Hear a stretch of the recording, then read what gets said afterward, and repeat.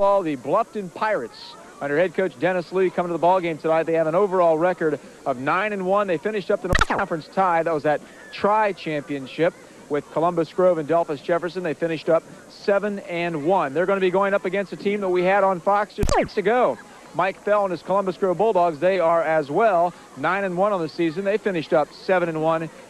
Northwest Conference, Columbus Grove also a top 20 team. Now, the last time that we were here, Scott and I believe it was the Columbus Bulldogs winning big, 21-0. We'll see what happens here tonight. Bill Goodwin, Hall of Fame coach, with me tonight, as well as Scott down where he belongs on the sideline. Pre-game show brought to you by the St. Rita's Medical Center, the region's leader in medical care. From our sports medicine walk-in clinics to 24-hour and emergency care, that is why there is St. Rita's. Now, we have with us Bill Goodwin tonight, and Bill, you didn't get a chance to see this game when Columbus Grove played Bluffton earlier in the season, but you did get a chance to see the game that we did between LCC and Columbus Grove. We can throw all sorts of factors in here. You had a chance to talk to both coaches, but I guess the word we keep hearing is, for the Bluffton Pirates, a little revenge after getting beat during the regular season. Oh, I think there's always that factor, but as Coach Fell said, there's always a confidence factor on Grove's side, too, because they did win the first game by 20 points. But I really don't think that's going to affect this game one way or another. I think it's an even game right from the start. I think it's a great atmosphere tonight. Both teams are excited, and I think it's boiled down to a real close ball game, and it's going to boil down to what close games normally do. Who executes, who doesn't make mistakes. Now, the thing about this game, Bill, is we've heard many a time, how do you prepare for a game like this? Because both coaches know one another well. They know what to expect from each team.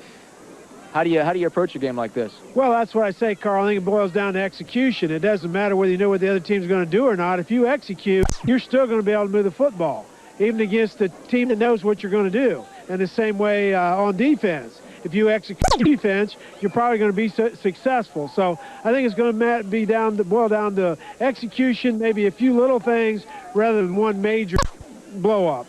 And, of course, Bill will have our keys to the game coming up in a few minutes. But, Scott, we were here just a few weeks ago, and we should mention we're at Clymer Stadium. This is a place since 1997 where the Columbus Grove Bulldogs have not lost. They are 15-0 right here. Well, and also that's a factor, and also with the running attack that Columbus Grove possesses with Lamb, and it's very powerful, and Bluffton's going to have a hands full there. Well, on the other hand, David Miller's coming to the zone. He's a sophomore quarterback for Bluffton. He's thrown very well, and right now he's in a system where he's able to check off. He's developed that quickly, where they're giving him the option to check off the line of scrimmage, so look for that tonight. Maybe they can break a play that way and get out of a bad play. And, of course, a lot of defense on both sides, with 4 shutouts this year, and the Columbus Grove Bulldogs with 6 shutouts. So it could be interesting. Pre-game show, no, it will be interesting. Pre-game show to you by our good friends of the St. Rita's Medical Center, the region's leader in medical care. From our sports medicine walk-in clinics, 4-hour express and emergency care, that is why there is St. Rita's. Going to take this time out. When we come back, we will check our keys to the game, also our starting lineups, and much, much more. That all comes up after these very important words here on Fox.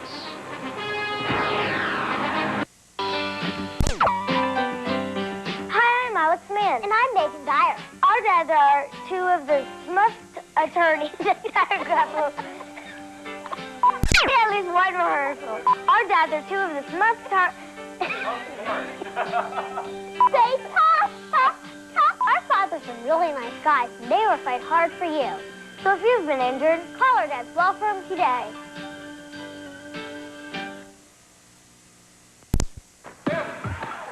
The gym was like a second home to me. Hey, Kevin. So when I heard her and I couldn't do the things I love to do, I knew I needed help. After I got St. Rita's and time in the hospital's therapy pool, my shoulder's stronger than ever. Thanks to St. Rita's, I'm back in the gym doing what I love to do, with the people I care about most. For more about St. Rita's Sports Medicine Program, call us. That's why there's St. Rita. It's the original Halloween slasher sale at Mike Pruitt Superstore. At least 10 cars and for only $99. Don't be fooled by the copycats. This is the original slasher sale, and you'll never buy a vehicle cheaper. One day only, Saturday, October 30th at Mike Pruitt Superstore next to Sam's. And bring the kids for our Halloween costume contest at 3 p.m. Grand prize of $500 savings bonus. $99 slasher sale. Registration begins at 7 a.m. at Mike Pruitt Superstore. Citizens National Bank is the #1 mortgage lender in Allen County.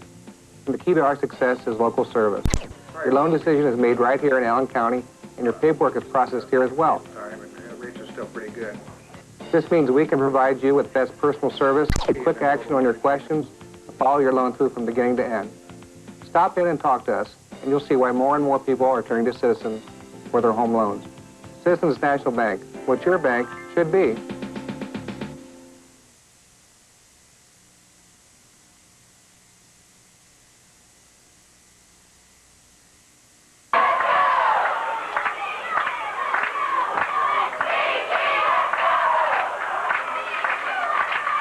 Well, hi again, everybody, and welcome to high school football here on this Friday night. We've got the Bluffton Pirates up against the Columbus Bulldogs. These are the region quarterfinals, Division 5 high school football here on Fox. Should be a great football game between the Pirates and the Bulldogs. Right now, let's find out what the keys to the game are. Brought to you by Mike Pruitt Ford, where you'll discover for yourself that nobody beats a Mike Pruitt deal, nobody. With the keys for tonight, Hall of Fame coach Bill Goodwin. Thanks, Carl. Talking to both coaches for the game, they both were expecting a defensive struggle, so I think one of the keys is who can score first. I think that would be real important. Second, the other team have a long drive to score. In other words, don't give them a short field, make them have to go a long way to score a touchdown. And the third thing I mentioned before the game, I think anytime you have two even teams and they know each other as well as these two teams, who has the best execution of their offense and defense? Thank you very much, Bill. Those are your keys to the game, brought to you by Mike Pruitt Ford. Discover for yourself that nobody beats a Mike Pruitt deal. Nobody. And it is loud here tonight as we're about ready to get this one underway here from Clymer Stadium. The Columbus Bulldogs in this Division 5 high school football contest coming to a perfect record here at Clymer Stadium of 15-0. They've had some very good competition this year, has the Pirates, of course, both teams from the Northwest Conference, Division 5, Region 18. The Pirates are going to be kicking off for Bluffton will be number 9, Seth Burkle. For the Columbus Bulldogs will be Chris King, Brian Troyer, and Cody Minnick.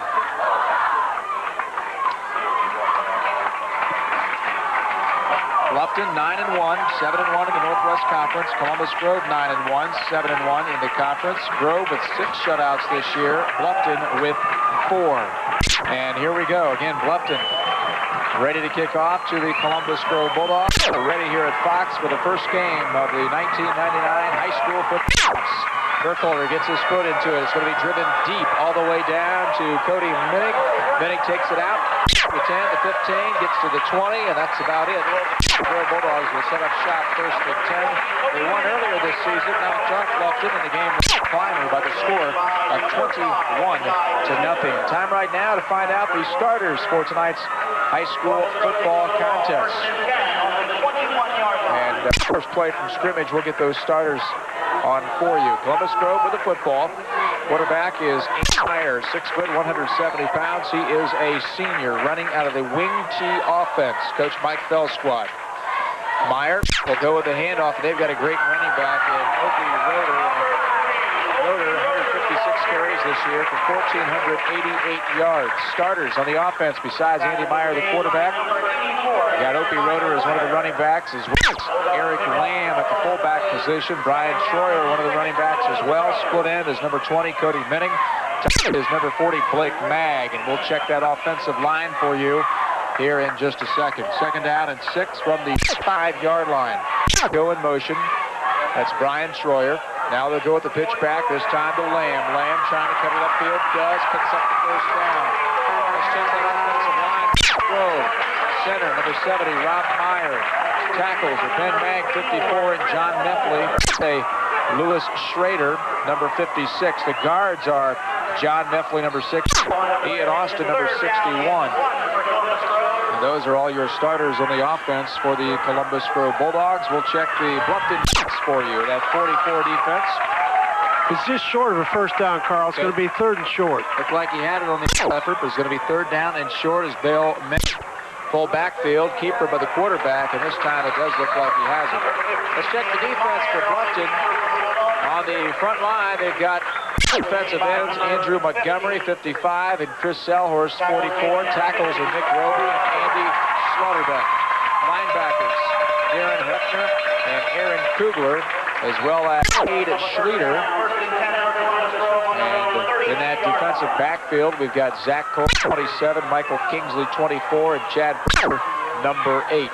First down and 10. They go with the pitch, and nice turn upfield. Picked about 4 or 5 yards by Opie Roeder.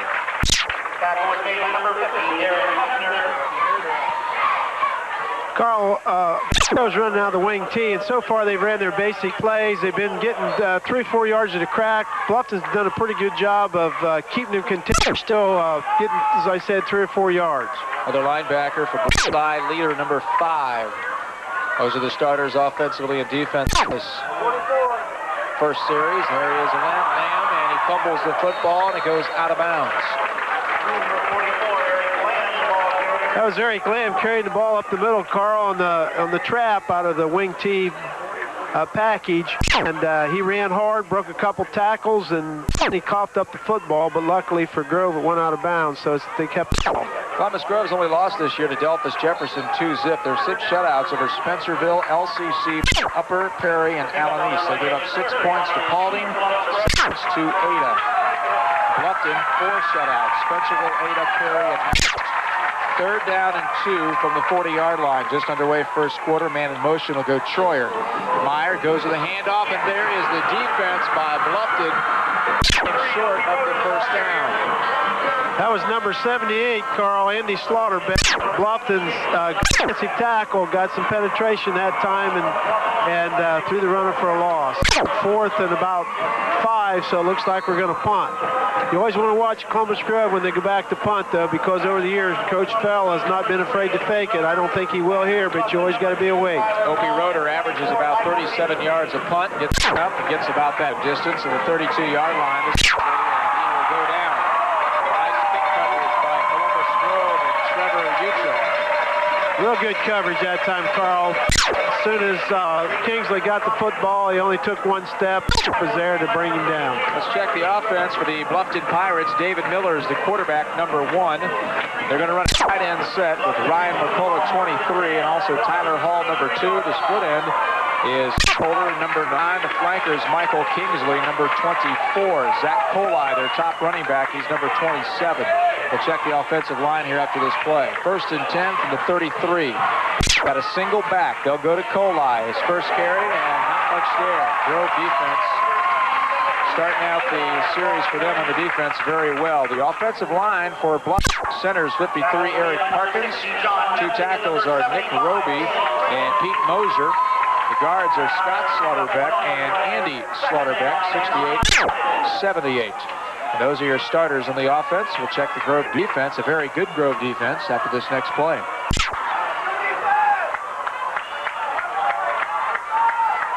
Two backs in the backfield. Again, this is David Miller. Wants to pass to Kingsley, and he will not even get the football. Good defense by Columbus Grove. That defense. Rover tackle, 32, Trevor Utrecht. Defensive tackles as well, Adam Hooker and Dan Clayman. The ends are Lewis Schrader and Blake Mack. Backers, Whip, John Meffley, middle, Andy Tabler, and Opie Roeder, the stud linebacker. Defensive backs, Brian Cody Minnig, and Adam Hawkey. And those are your starters here on Fox. 3rd down 9 from the 34. Let's see if Bluffton can pick up a first down. They go with the pitch, and it's not going to happen. As they try to go to Justin Cantner, the 5'9" senior, and they're going to stop him cold. That was a great series for Grove's defense. Tried to run inside, didn't get anything. Tried to throw a quick pass and didn't get anything. Tried to go outside, and they didn't get anything. So tried 3 different spots there, and Grove was right there to stop them. So So Seth Burkholder averaging 33 yards a punt, back in punt formation. Back for Columbus Grove, Cody Menning and Brian Troyer. Kick is going to be blocked. It's going to be blocked by the Bulldogs. They pick it up. They go to the end zone. Touchdown, Columbus Grove. Touchdown by the Grove Bulldogs. And taking it into the end for Columbus Grove was number 52. That was Andy Tabler. Let's go down to Scott Stiles on the sideline. There's a bull rush over center. They had a bull rush over center. That's where your weak spot is. Adam Steckschulte, number 13, came in as the block, swooped it up for a score. Big play for Columbus Grove. Back to you guys. So the score now 6-0 in the lone zone score with 7:54 remaining here in this first quarter. They will go for the extra. Kick is up and it is good. Dane Jesko, the extra point for the Columbus Grove Bulldogs. And one of your keys, Coach, was scoring first. He's done that with the defense. They certainly have, Carl, and that's going to be a big boost for them. And another key we talked about was execution, and Bluffton did not do a very good job executing that punt play. The snap was kind of slow getting there, and the punter took way too much time to get rid of the football. And that's what happens. You get a block. So that puts the Grove Bulldogs in good shape here in this first quarter. I tell you, Bill, it is loud here on this Columbus Grove. That's the playoffs, Carl. Enthusiastic fans, and it's a great atmosphere, and that's why it's so much fun, as both as a player, coach, as a broadcaster. Scott Stiles down on the sideline and standing. You can't see right now, but as Ronnie Cooper there into the field, but Scott's down there standing by Kevin Fell, who is the head football coach at Lakewood High School. His team is in the playoffs as well, Bill, and he is the brother of head coach Fell. Yeah, I remember when Kevin was at Delphus Jefferson, coached against Kevin several years. Always did a good job and had good teams. He had him in a state championship game against Newark Catholic. Right, ended up runner-up that year. Had some great teams back when he was at Jefferson. Here we go. Columbus Grove now going to kick off. Dane Jesko getting the foot into it, taken down at the 15-yard line, returned across the 20, and that's about it. Carl, it's real important that Bluffton gets something going here on offense. I know it's early in the football game, but the first series, their offense was 3 and out, only gained about 3 yards in 3 plays, and then, of course, a big turnover to Grove on the block punt. So it's a crucial series for Bluffton's offense. They got to get things settled down a little bit. 1st and 10 for the star line, down to 7:50 remaining first quarter. David Miller, the quarterback for the Bluffton Pirates, will go with a pitch. It's there for Grove, but a missed tackle, and he gets out to the 30-yard line. Zach Kohli, 149, 1,000 yards this year, 13 touchdowns. Also, David Miller, the quarterback, 44 for 108 for 26 yards, 6 interceptions, and 8 touchdowns. They got a couple of good receivers. Ryan McCullough, the tight end, 14 catches, 252 yards, and 6 touchdowns. Seth Burkholder has a handful of catches for 105 yards and 1 touchdown. Tyler Hall with 8 catches for 149 yards and a couple touchdowns as well. So they got several weapons on this offense. Short pass, and it is going to fall incomplete to Ryan McCullough. And there's a flag. Big rush out of the Columbus Grove's defensive line too, Carl. Put pressure on the pass. Tonight's the night I'm going to pop the question. On the defense for Grove, John Neffley with 94 tackles. Andy Tabler with 71. Hawkey with 70, the top 3 tacklers on this Grove defense. But those linebackers playing very well. Young linebackers. With Andy Tabler, just a junior, I should say. These are the veterans over here. Opie Roeder, a senior, and John Neffley as well. Had a penalty on the play too, Carl. Was flagged for having an illegal receiver downfield, so they took the penalty, and now it's 2nd down, about 15. Ball resting to the 25-yard line. David Miller, 6'3", 175, just a sophomore. The handoff, first back through, is going to be Eli Leader, the fullback. Eli's got 7 touchdowns this year, 69 carries for 294 yards. Justin Cantner, another running back, 79 carries, 452 yards, and a couple of touchdowns. So, Bill, we hear a lot about Kohli, but Dennis Lee with his wishbone mixes it up a lot. Well, he's kind of going away from the wishbone, as you see here tonight, Carl, and he's done a lot of one-back stuff, and so he's trying to move the ball around a little bit more and This time he's in an I formation, which is something a little bit new for them. They're down in 12, play action, and here's a defense for Grove. Gets away from it, second man through, gets the tackle. And let's go down to Scott Stiles in the second. There's been a lot of excitement from this Grove defense. Maybe we won't go down to Scott Stiles on the side. Scott, you down there? Yeah, I'm here, Carl. It's just called pressure, Carl. I'll tell you what, Coach Bell's sending in the defensive signals as well as calling the offensive plays. He's really involved in and he's saying just pressure, pressure, pressure. He wants to rattle Miller early in the football game, get him off his pace because he knows if the young man gets hot, he can throw the football. Back to you guys.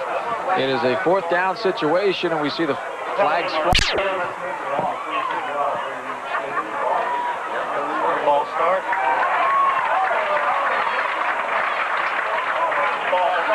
Earlier, the starting lineups brought to you by St. Rita's Sports Medicine Walk-In Clinics, open from 7:30 to 9 o'clock Monday through Saturday, 830 West High Street in Lima. Lonzon's scoreboard shows 7-0 in favor of the Columbus Grove Bulldogs after a blocked punt. And Bluffton ready to punt again. High snap, kick is away. Taken at the 5-yard line, and then going backwards. The Columbus Grove Bulldogs is going to be number 5, Brian Schroyer. So Grove will bring their offense back out, but good field position, Bill. Yeah, their defense is really setting up the game for them so far, Carl, as we kind of expected. But like we said, too, Bluffton's going to have to move the football if they're going to have a chance. They can't keep 3 and out and giving Grove this kind of field position all the time. They got at that time, and Ryan McCullough was down and stopped them right after he caught it. First only loss by Bluffton this year was Columbus Grove, 21-0. Columbus Grove got beat by Jefferson, 2-0. Jefferson got beat by Bluffton. Tri-championship. Eric Lamb this year, 78 carries for 500 yards, 7 touchdowns. We got Chris King, 23 carries for 223 yards and 2 touchdowns. We mentioned Roeder with over 1,400 yards, 18 touchdowns, Bill. And every time he touches the ball, he picks up almost 10 yards. Well, he's a threat to go all the way anytime he gets the football, Carl. And he's broke a lot of big ones. Man in motion will be Troyer. They go back to pass, and going down is going to be Andy Meyer. Good defense by Bluffton, and busting through there was number 4, Chris Selhorst. As you said, Carl, real good defense from Bluffton, and that's what we did to start the game. Was a defensive struggle, and so far it's lived up to that. Grove's offense really hasn't done all that much. Of course, the big play was a block punt. So it's going to set up a 3rd down and 14 from the 47-yard line. Andy Meyer hands the football off. This is Opie. Roeder is going to get back to about the original line of scrimmage, and that's going to do it. It's going to set up a 4th down situation. Well, that was a real important stop by the Bluffton defense this series. Now the Bluffton offense, again, has got to do something. They've got to take some pressure off the defense and get the crowd out of the game a little bit. They need to get a couple downs at least this series. So Opie is going to kick from his 40-yard line. The kick up, it's a pretty good kick, driving him all the way back to about the 17-yard line. And that's about it. Tyler has nowhere to go.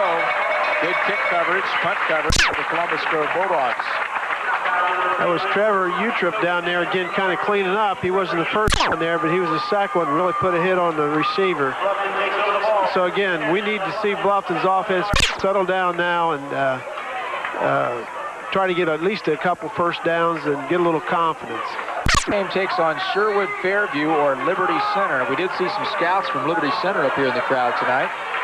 Delphus Jefferson's playing Smith tonight as the flags fly. And if Delphus Jefferson were to win that game, they would go on and take on the winner between Sycamore Mohawk and Gibsonburg. And what we could see, Bill, is a regional championship, two Northwest Conference teams possibly. That's certainly possible, Carl. We just had a penalty on Bluffton for illegal substitution. They had 12 people in the huddle and came out and realized they had too many men on the field, and one ran off, but by that time it was too late. So they're facing 1st and 15 now. From the 16-yard line, it's remaining first quarter. David Miller is the quarterback. He will go with the handoff, second back through, pick up of about 3 yards. Zach Kohli. Also, we saw in the crowd tonight, Lima Senior head coach Leonard Rush, as Lima Senior tomorrow night will be playing Upper Arlington. And hope Stiles down there. We'll have a chance to talk to Leonard Rush sometime during this football game. Those penalties, when your offense is struggling, can really kill you, Carl. That if it hadn't been for the penalty, it'd be 2nd and 6 now. Instead, we got 2nd and 11. Entirely different place.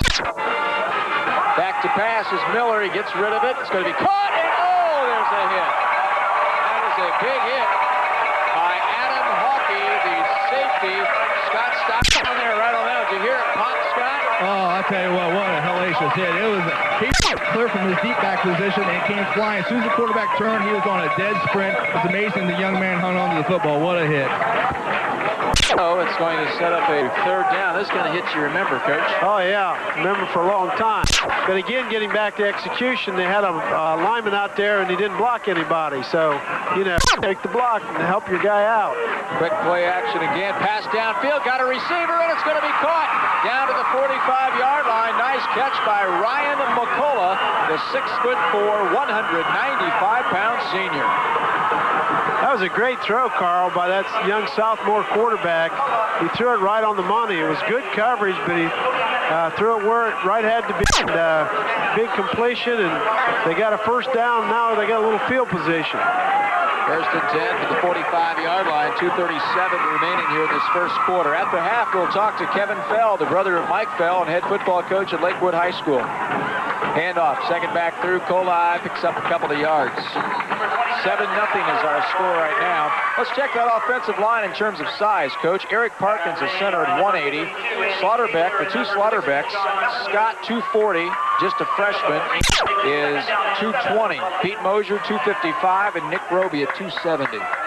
It's a big offensive line, as you said, Carl, but there's an experience factor. You know, this time of the year, that should be minimal. They've played 10 games now, so even freshmen are somewhat veterans. 2nd down 7 from the 48-yard line. David Miller back to pass, looking for the short one. He has his receiver again, McCullough. McCullough keeps on going, but he's going to come up about a yard short, it looks like, from here. All depends on the spot. You know, we also had a chance to talk to Bachman, who was an official for many years in this area, and he's on one of the guys who's going to come out here tonight and check these officials out, Bill, because supposedly it's probably one of the best crews in the whole state. Yeah, most of them are really highly rated, Carl. It's supposed to be one of the best groups around. And Bill will tell you about who they are here in a second. 3rd down and short. Miller under Parkins. Got 2 receivers, single back. They will go with the single back. Kohli, and he busts through for a 1st down and continues down to the 30-yard line. Another 1st down for the Bluffton Pirates. This is just what the Bluffton offense need to do, is move the football, Carl. But getting back to those officials, the back judge is Ken Catafias, and Kevin Catafias is a referee. Van Park, umpire. Mike Gill's a lineman, and the back judge is Tim Campbell. As we said, it's supposed to be one of the best groups in the state, and so far they've done a nice job. 1st down and 10 for the 31-yard line. Bluffton fans trying to get their team sparked here to get back in it. Down 7-zip. They go to Kohli. Kohli will pick up about 2, and then he is back by number 56, Lewis Schrader. 6-foot defensive line for Columbus Grove. Adam Hooker, one of the tackles at 215. The other one, Dan Clayman, 275. And you got Utrick at 155 per tackle.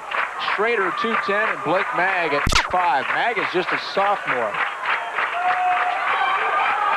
It's a big, strong defensive line, though, Carl. They really are physical. 2nd down 8 for the 29-yard line, under a minute. 1st quarter, handoff again. This time, Justin Cantner. Cantner going to be short of the 1st down. Bluffton's offensive line that play, Carl, really did a good job getting off the football, had a nice surge, and even though it wasn't a big play, they certainly controlled the line of scrimmage that play, and that's what they need to do. Division 5 football, the number 1 team is Chanel, 10-0. Beaufort Center, Fairbanks, number 2. Johnstown, Ridge, number 3.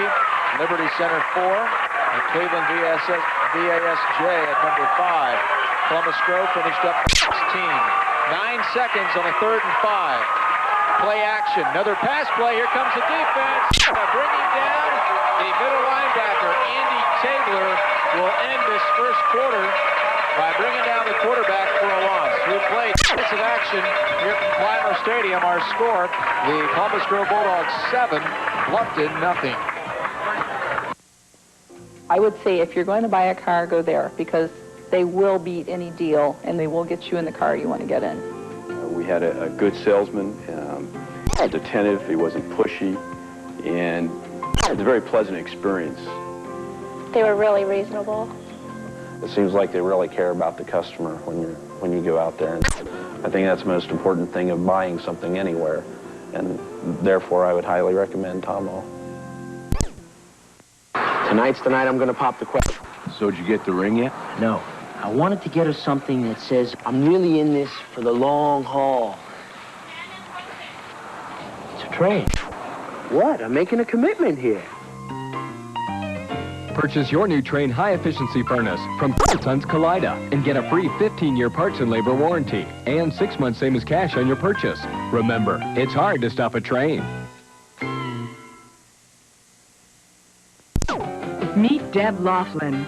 After years out of the classroom, Deb wanted to study registered nurse college with a supportive environment, so she turned to Owens Community College. The small classes and caring faculty were just what Deb was looking for. Now, as a wellness director, Deb says her Owens degree gave her the perfect option to be a highly competent and compassionate. Your success starts here, Owens Community College. Welcome back. We've got 1 quarter in here in the Division 5 Region 18 quarterfinals. The Columbus Grove Bulldogs on top of the Bluffton Pirates 7-0 in a very loud stadium. Looks like Bluffton's going to go for it here, Carl. 4th and about 12 on the 34. Yep.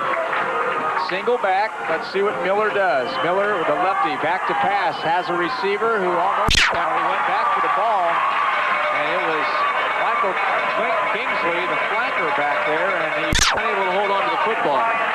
Even if he caught it, Carl, wouldn't have been a first down. Again, a lot of pressure on the Bluffton quarterback. Really didn't have time to wait long enough to even get the receiver deep enough to get a first down. Had he caught it, it'd been short. Scott Stiles on the sideline. Actually, fellas, what they were running there was the old hook and lateral. The guy behind him, it's a good thing he didn't catch it because it would have been gone. Nobody's on the lateral guy. First and 10, 34-yard line. Andy Meyer, the back. He wants to run the option. Sprints out to the right, in trouble, and goes down. Nice play on the defense there by, looked like Andy Montgomery was back there, number 55, 6 foot, 170-pound junior. That was a good play by the defensive end. They tried to run a boot play, but he was right there. Tripped him up for, what, about a 6-yard loss. You know, this Grove offensive line, not Coach Meyer, the center, it's 165, Austin 190, Meffley 170, Schrader 210, and Mag 190. Yeah. But on the other hand, a pretty big couple tackles as the handoff goes up for the Bluffton Pirates. Roby is at 270 pounds, Slaughterbeck at 220. They're not real big, Carl, but they got good strength. They have a good weight program, and they're really experienced. 10 seniors on offense. Only one underclassman, number 40, Blake Mag, at tight end or tackle. He plays both. Of course, with number 40, he normally plays tight end, but they'll change him once in a while. But one underclassman, all the rest seniors.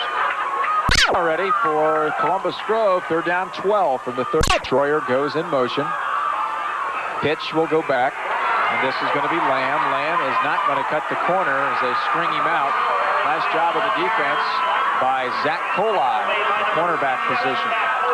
That's been one of Grove's favorite play for years, Carl. They'll put trips out to one side and try to spread you out, and then they'll run the sweep that way and try to find a lane to cut up. They really don't want to run it clear outside like they did, but Bluffton did a good job of stringing it out and giving the pursuit time to get there. Time to punt. Columbus Grove's Opie Roeder, average 7 yards a kick. Going to be punting to Tyler Hall and Michael Kingsley. Kingsley looking at it, and he has to go back, and then it bounces in front of him, and he's going to let it come to a stop at the 20-yard line. That was a nice punt by Opie Roeder. That was an excellent punt, Carl. Got a lot of pressure. Bluffton went after the punt that time, had to rush on, almost got to it, but didn't seem to bother rotor any. It's a great punt. So Bluffton's going to bring that offense back out. 1st and 10 situation. They trail 7-0 on the Lone Zone scoreboard. Tomorrow night, we're going to be in Delta. The St. John Blue Jays up against the Minster Wildcats. Replay of Week 9, where St. John's beat up on Minster pretty bad. There's the pitch. This time it goes to Cantner. Cantner is not going to get... That St. John's game, last time they played Minster, John's won 59-16. Minster coach got in with an unheard of 5-and record. 2-5 in the MAC. Well, Carl, they're still in one of the top 26-27% of the teams in Ohio. Only 100 made the playoffs, and 500 and some are staying home. So, you know, records sometimes can be deceiving.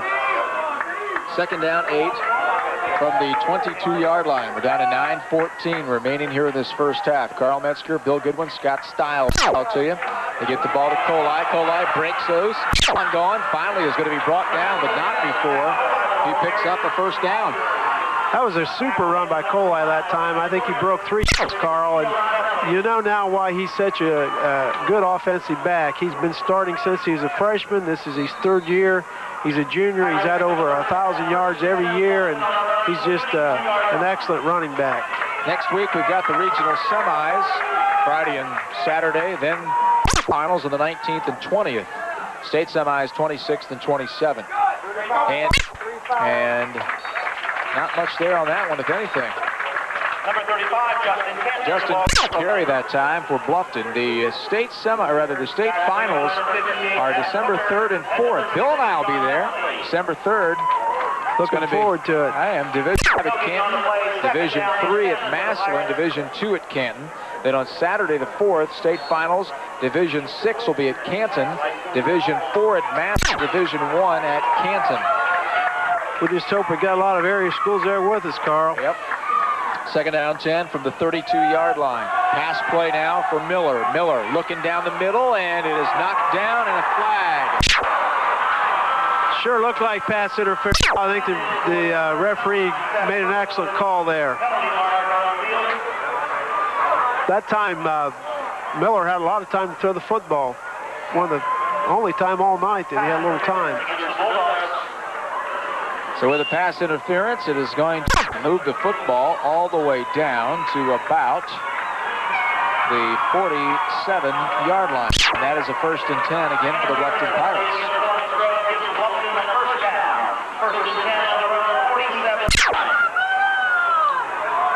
So this time they will go with Seth Burkholder, who's going to be split on the side of the field, right side, single back. Miller hands the football off to Zach Kohli. Tough running up inside there, Carl. A couple yards, but he had to earn every one of them. Kohli got a lot of that one on his own. Even though it was only 2 yards, he really running hard. Thanks to our sponsors making it possible we're here. Van Dyne Trotty, 434 North Main in Delphus, your local Ottawa oil shell stations throughout Northwest Ohio. We're saving a place for you at any one of the Lima or Bluffton restaurants. Option, keeper by the quarterback, and David Miller gets some big yardage. Another 1st down for Bluffton. Another big hit by number 10 there, Carl. That's the 2nd big hit he's had tonight. That's Adam Hawkey, the defensive back for Columbus Grove, really laid the leather to him.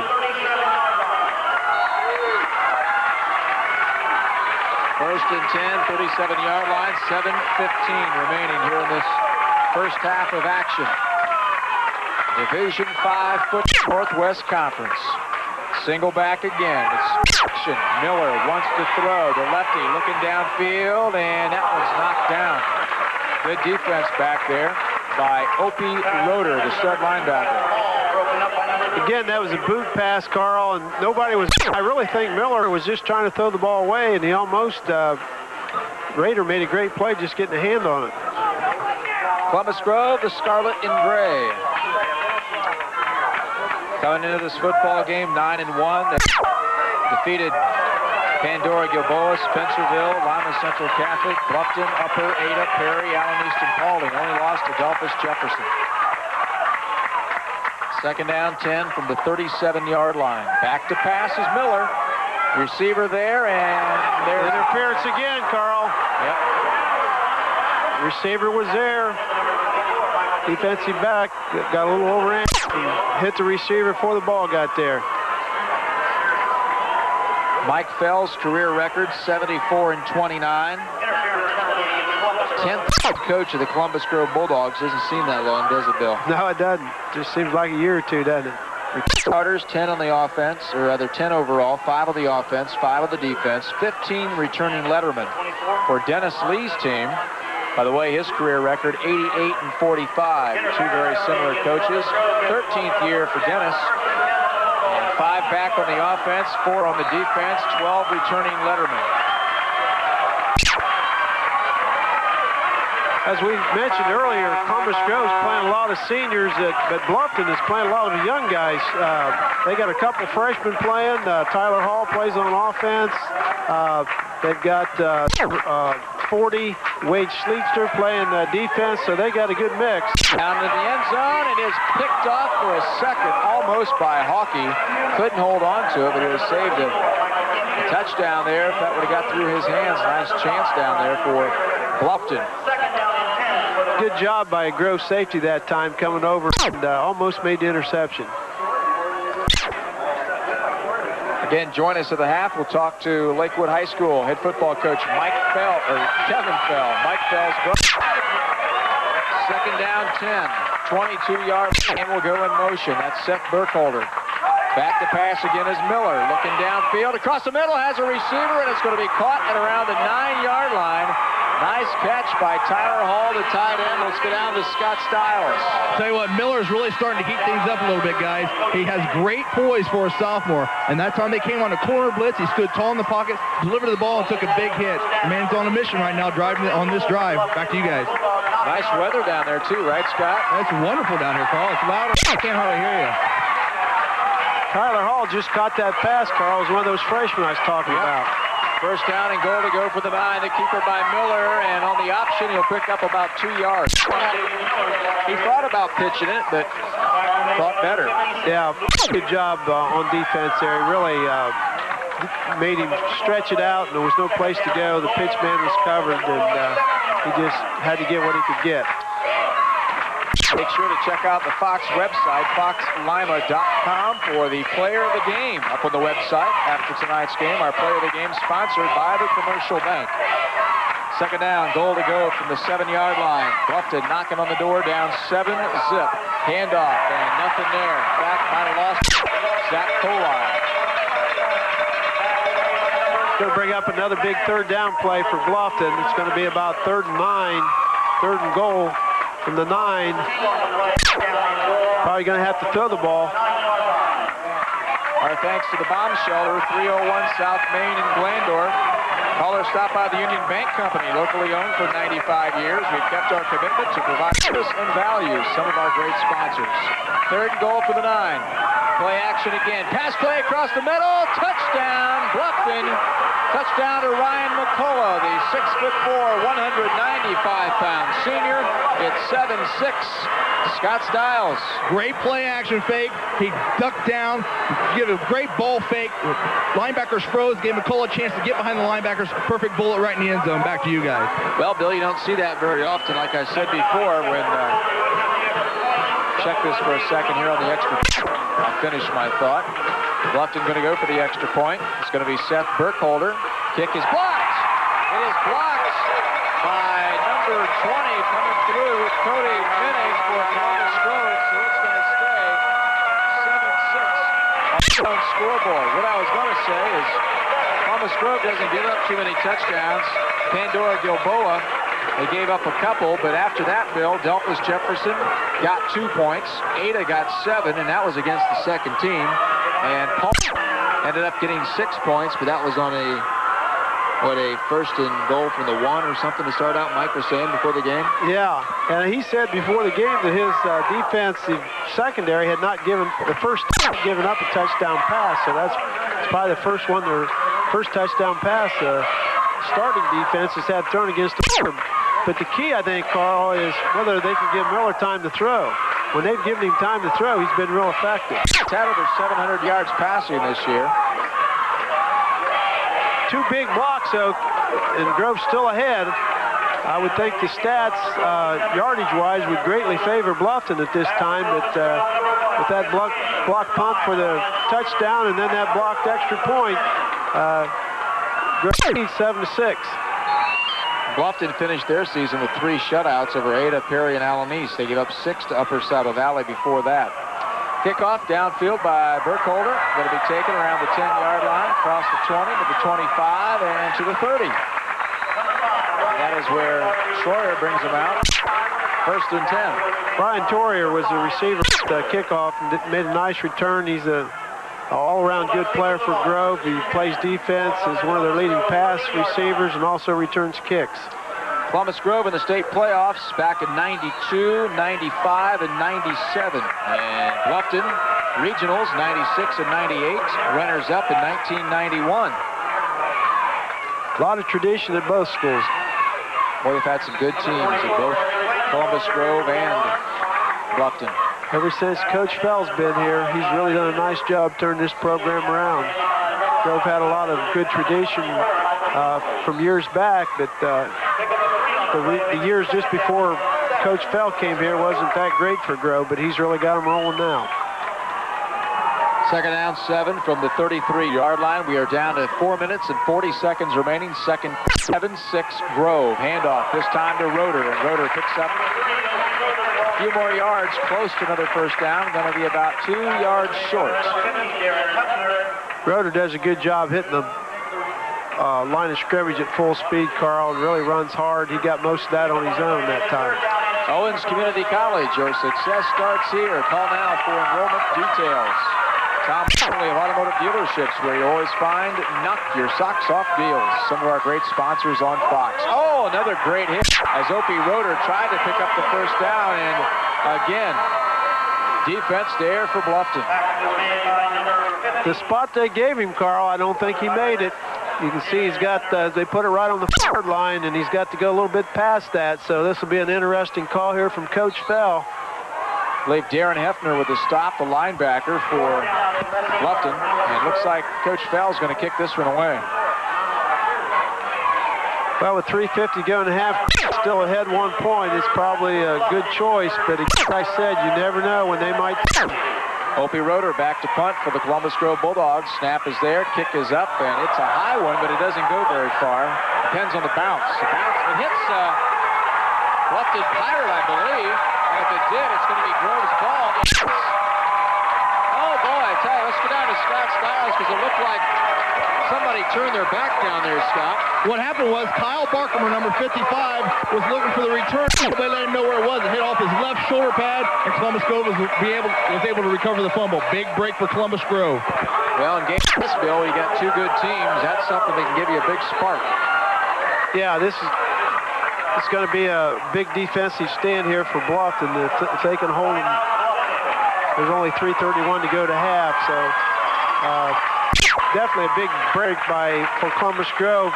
The ball almost went straight up in the air, and the defensive lineman going downfield had no idea where the ball was, so you really can't blame the player. That was just an unlucky break for Bluffton and a good break for Grove. Well, we told you, Tri-Championship in the Northwest Conference. Our congratulations goes out to Bath and the Western Buckeye League, they're champions. Midwest Athletic Conference, Delphus St. John's, Pandora Gilboa in the BVC, and Fairfield, the Greater Miami Conference. Got a lot of other games being played tonight on this Friday night in terms of the computer playoffs. Lima Senior tomorrow night plays at Upper Arlington, Division III tonight. Bath is playing host to Napoleon in Division IV Saturday night. Coldwater at home, Otsego. And also it is Kenton, Clearport tomorrow night. Told you Jefferson's playing tonight, as well as Liberty Center. Parkway's tonight at Waynesville. St. Henry's playing tonight as well. Antwerp playing, Pandora Gilboa playing tomorrow night. Marion Local playing Macomb tomorrow night in Division VI. St. John's playing tomorrow night against Minster. 1st and 10 from the 43, they go to Opie, and we've got a flag, and that usually means a hold.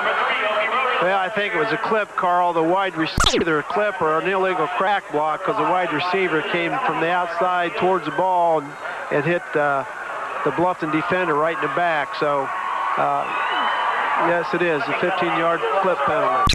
Big one against the Columbus Grove Bulldogs, continuing on Division 6. Tomorrow night, Hardin Northern will play host to Catholic Central if St. John's, well, the winner of St. John's Minster will take on the winner of that ball game as well. And that's our local representation. Got some good representation. Your boy, Tim Goodwin, the head football coach for Marion Locals, got to be pumped up, taking on BVC team Macomb.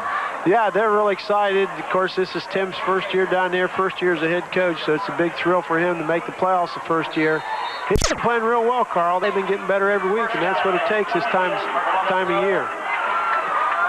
First down, and Landeck to pick up the first down from the 39-yard line to Opie. Opie wants to fucking downfield. Long ball, he's got a receiver. Beautiful pass, and it's dropped.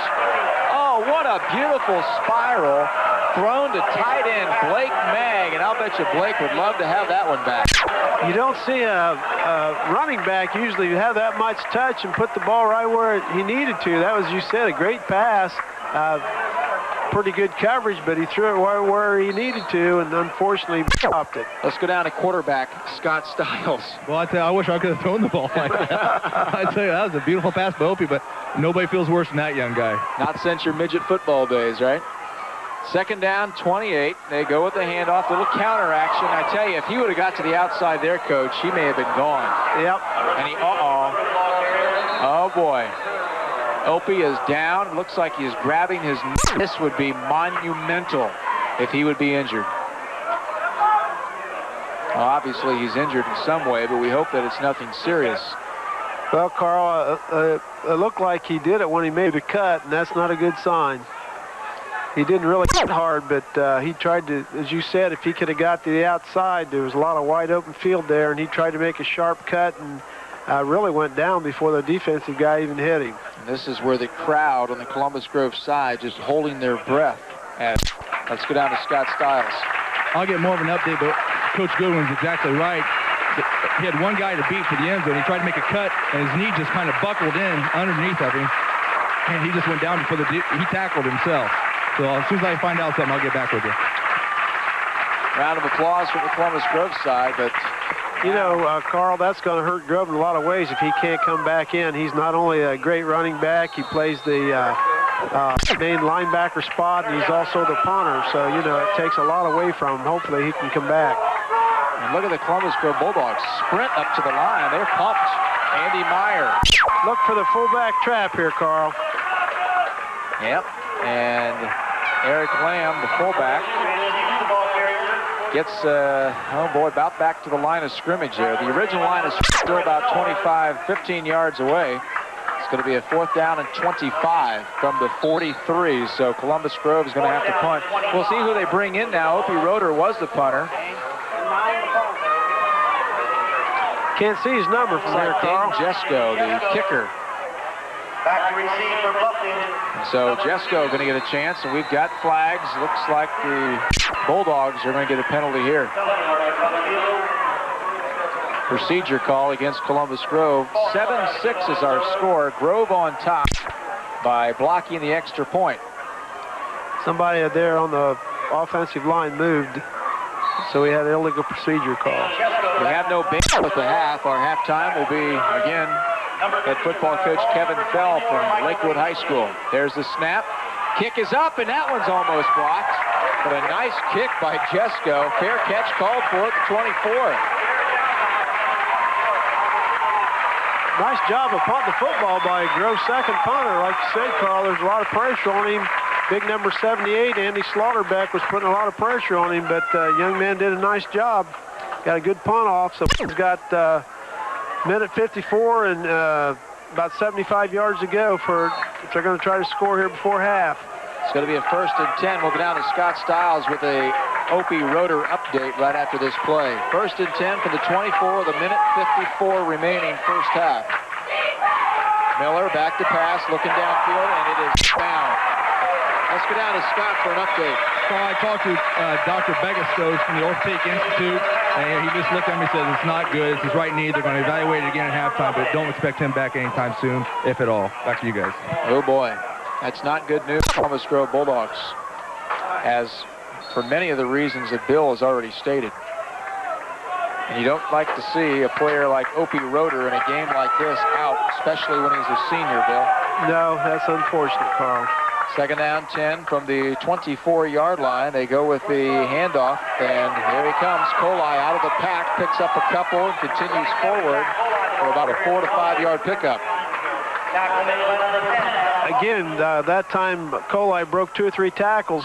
Didn't make a lot of yardage, but made 5. And again, he was only about one more person away. If he'd broke one more, he might have scored. He's dangerous just like Roeder. Anytime he gets the football, Kohli could go all the way. Back for the Bluffton Pirates. David Miller, the quarterback, goes with a pitch. This is Kohli trying to get to the outside, and the defense for Grove just not going to let him do it. You know, this isn't a defense, Bill, that just tackles. This is a defense that hits, and they drive you back. They just don't want to bring you down. They want to bring you back. Well, they're certainly aggressive, Carl, and they get a lot of people to the football. That's always the key of any good defense. Great pursuit, a lot of gang tackling, like you said. They like to put the runner on his back. They don't want him to fall forward. 4th down situation. Seth Burkholder is going to have to punt from inside his own 20. Back deep for Grove, and is going to be Cody Minning and Brian Troyer. 5 for Troyer. Number 20 is Minning. Better snap that time, Carl. Kick is an end-over-end kick. It's going to at the 45 and go out of bounds. So Grove has got about 59 seconds to work with, Coach, and with Opie Roeder out of the game, we'll see what Coach Mike Fell wants to do here out of this wing T offense. Well, they got good field position, Carl. They're clear up to their own 45-yard line, so, you know, I wouldn't be surprised they try to get some points on here before halftime. They might put the ball up in the air or you know, go with a reverse or try to make a big play here. First down and 10 from the 45. 59 seconds remaining. Troyer goes in motion. Meyer goes with a handoff off left tackle. And a pickup of about 6 yards to 7 yards. And running the football is going to be number 42 for Columbus Grove, and that is Andy Hughes. Hughes came in with over 400 yards rushing this year and 4 touchdowns. A little surprised Columbus Grove didn't take a timeout there, Carl. I think they've got a couple left. They must be happy with the 1-point lead. Pass play, looking downfield for the long ball. They got a receiver, Minnick, wide open, but the defense quickly came back. Michael Kingsley had a sprint back to make sure he was covered, but a little bit too much underneath that one. Well, he beat the cornerback, but the safety came over and did his job, Carl. And like you said, it looked like he was open at first, but Kingsley got there in a hurry. By the time the ball was there, the receiver was... And as we already mentioned, Zach Kohli back there, the cornerback normally, or the cornerback number 27, and the other cornerback, Chad Burkholder. And Kingsley is the safety. 3rd down and 4 from the 49. This will be a running play this time, and going is going to be Eric Lamb, and that should be our final play of this second quarter.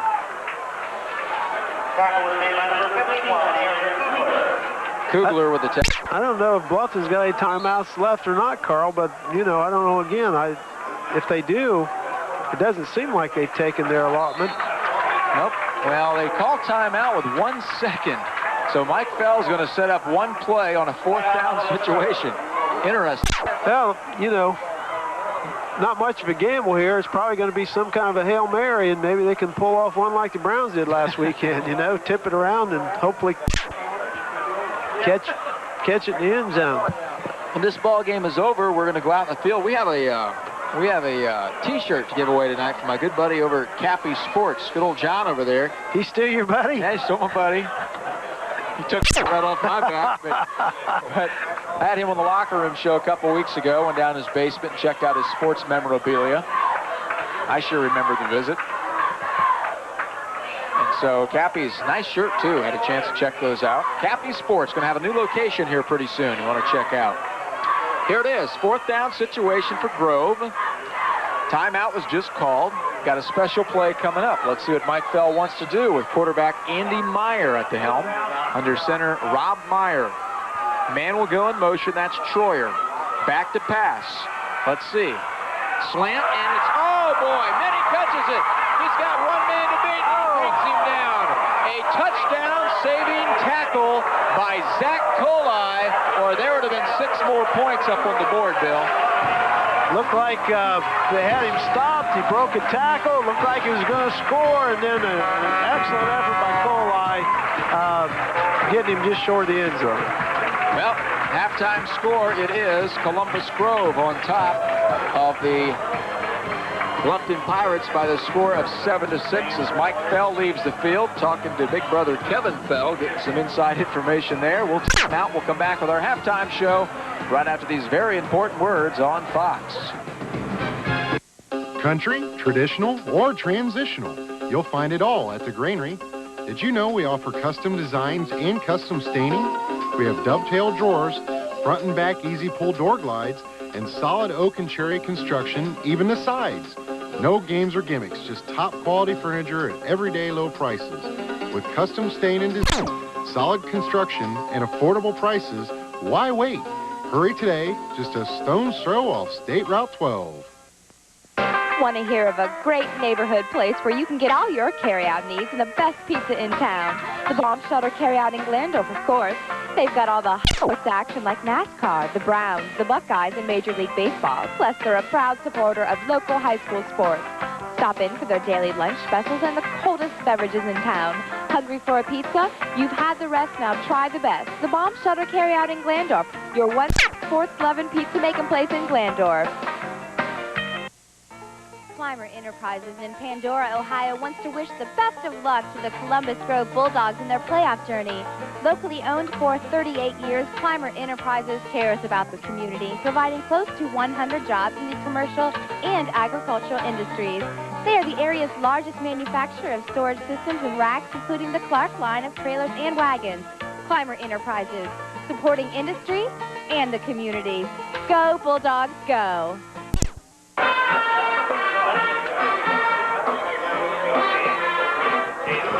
Welcome back to Climber Stadium. We are at the half. The Columbus Grove Bulldogs holding on to a slim lead over the Bluffton Pirates, 7-6 on the Lone Zone scoreboard. Time right now for our halftime show, brought to you by our good friends at Van Dyne Crowdy Adelphus. Uniforms that work. And as we promised, we have up in the press box with us tonight, Kevin Fell, head football coach for Lakewood High School. How you doing tonight, Kevin? Just fine, Carl. Just glad to be here. Good to see you again. Now, we haven't seen Kevin. Well, I've seen Kevin around a couple of times, but a lot of you from this area remember Kevin when he was the head football coach for the Delphus Jefferson Wildcats. And for the fans, coach, besides Lakewood and Delphus Jefferson, what have you been doing since? Well, basically coaching football, Carl. That's about all I get done. Been watching football games. We were real lucky to be able to get down here tonight. I haven't seen Grove or Delphus or anybody play for years, and this was a heck of a football game. Now, watching your brother's team out here play, the Columbus Grove Bulldogs, of course, tri-championship for Grove, Bluffton, and your former team, Jefferson. How about your analysis of the game so far? Well, I think the first half is Grove's ahead 7-6, and Bluffton's kind of winning the battles. Kohli, that running back of theirs, is real tough. He broke some tackles. I thought he did a great job the first half. It's funny, the game of momentum, you know. I thought Bluffton had all the momentum in the world, and with 1 second to go, I think Grove swung it right back. I think kids from Grove, thought they had a touchdown there at the end. I think that'll help them. Losing their running back, I could tell. I walked by him. I think he's probably out. It looks like some kind of knee thing, but it's going to be a heck of a second half. I'm real impressed with the Bluffton's defense. They've stopped just about everything Grove's done. Grove's tried 2 or 3 different things and nothing seems to work, and they're probably going to have to throw the ball to get some movement here. I saw you had some, I'm sure, words of encouragement for your brother down there as he left the field. Any inside information there? No, not really. I wanted to see how bad his back was hurt, but he does a pretty good job without any help. His staff and Grove people have done a great job with these kids. I don't know. It's going to be a tough football game. Both teams are hitting. I saw one collision out there. Their safety for Grove, who's about half crazy anyway. I can see him and the quarterback from Bluffton hooked up there, and I think it knocked them both silly. The kid from Grove, it took him about the end of the half to straighten out. But I've been real impressed with the intensity of the football game. Now, also, you could have went over to Delphus tonight, because your old team, the Delphus Jefferson Wildcats, in the first round of the playoffs against Smithville tonight. Well, I think Delphus will have the advantage there because Smithville's over by us, and it's got to be 3.5, 4 hours by bus. So I'm sure they're pretty well waterlogged by the time they get here. But it'll be an experience for Smithville to come into Delphus. I know that. Let me ask you one more thing, Kevin. We'll let you go. You, of course, now are at Lakewood High School. I noticed in the Division I, you play tomorrow night against Cleveland Glenville. They come in 8-2. You guys 7-3. What's that whole region look like there, that Region 1 for you? Well, in our region, 4 teams in our league are in it. The Lake Erie League is a pretty tough league, and we've got 4 teams in it. I don't think we'll see any of them. If we can win tomorrow night, we'll probably play the winner of Solon and Strongsville. Solon's a real powerful team up north, and probably the winner of that will eventually get to Ignatius. And we're a young team. We'll be competitive. I don't think we're going to win a state title this year, but we're a pretty good football team, and we're getting better. Now, how many years now at Lakewood for you? This is the 10th year. I've been, it's hard to believe, I've been gone from Delphus for 12 years, and I've been in Lakewood for, seems like you were a little kid when I left, so. Yeah. Kevin, my 6th grade science teacher, if you can believe that. And of course now Division I, final thing, now do you miss the small school Northwest Conference stuff, Kevin? Well, one thing about it, Carl, football is football. It doesn't matter how big the kids are or who they are. When you get fans behind it, it's a great game. I enjoyed it in Delphus, I enjoyed it in Sydney, and I enjoy it very much in Lakewood. And I just love football, and it's great to see all the guys here, Bill and Mike Richards, and I saw Leonard Rush from Lima Senior here, and just see all kinds of guys. So. Okay, Kevin, well, thanks for coming up, and best of luck to you tomorrow night in your big game against Glenville. Thanks a lot, Carl. Thanks for having me. Okay, Kevin Fell, head football coach at Lakewood. We're going to take this 30-second timeout. We'll come back with more right after this. We're proud to be ranked #1 in the uniform industry. But more importantly, we've been voted #1 for 2 years right here in West Central Ohio. Let our dedicated staff make your business look like a winner with our smart and professional uniforms. Your will look like a winner with professional uniforms delivered right to your door. Our customized entry mats will make a great first impression with all your customers. Keep your employees and your business looking sharp with Van Dyne Crotty. Welcome back. Again, our halftime score, 7-6. The Columbus Grove Bulldogs on top of the Bluffton Pirates. Halftime show has been brought to you by our good friends at Van Dyne Crotty of Delphus.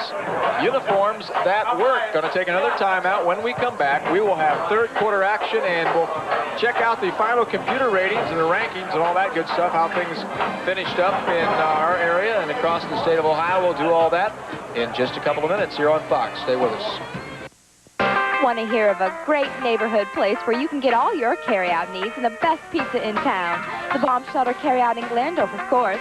They've got all the hottest sports action like NASCAR, the Browns, the Buckeyes, and Major League Baseball. Plus, they're a proud supporter of local high school sports. Stop in for their daily specials and the coldest beverages in town.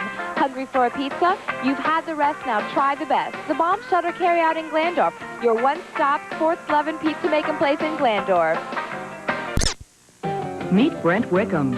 He's Chair of Business and Public Service Technologies at the Owens Community College Findlay campus. Brent says it's rewarding to help students plan their future and advise them on the many exciting career options Owens offers for today's global business world. Yes, Brent is proud to be a part of the Owens team, bringing a high-quality and affordable college education to his hometown. Your success starts here, Owens Community College. Betty? I see you've been in the kids' magic set again, Bob. I discovered a way to save us money every month. Watch this. And this, voila. Wow, how'd you do that? Simple. I call the Loan Zone at 1-800-LOANS-US. Their rates are low and the paperwork's a breeze. We can use a home equity loan to shrink our monthly bills and buy things like this. Oh, Bob. Or this. I love the Loan Zone. Call 1-800-LOANS-US for low, low rates every day. The Loan Zone, member National City Corporation, equal housing lender. Welcome back. Ready for the third quarter. Let's go down to Scott Stiles with head coach Dennis Lee. Well, this is an example of a game of what special teams means, right? Oh, yeah. It's, you know, we got that block punt down there, and a lot of our kids handled it real well. We didn't fold, and that was critical for us. We came back and got that touchdown. It was a nice drive. David Miller is effective when he gets time. I think that's the key. But for a sophomore, you got to be happy with his situation. He's played running the option very well. Yeah, they're playing. They're giving him all kinds of looks with blitzes, and we just have to be able to pick those up and hopefully check off a few times also. With Opie Roeder being out of the game, anything different? Putting more pressure on the running game or anything? Not for us. We just have to approach it that we just got to keep attacking them. All right, you're in a heck of a ball game. Good luck second half. Bye-bye. Back to you guys. Thank you, Scott. And we are almost ready to get this third quarter underway. First of all, we got to find out what the final computer ratings look like. They are brought to you by Lima Memorial Health System, serving the community for over 100 years. Let's go to Division 1. Lima Senior finished up number 6 in Region 2. Finley finished up number 4. Division 2, no local teams there. Division 3, Region 10. Bath finishes number 3.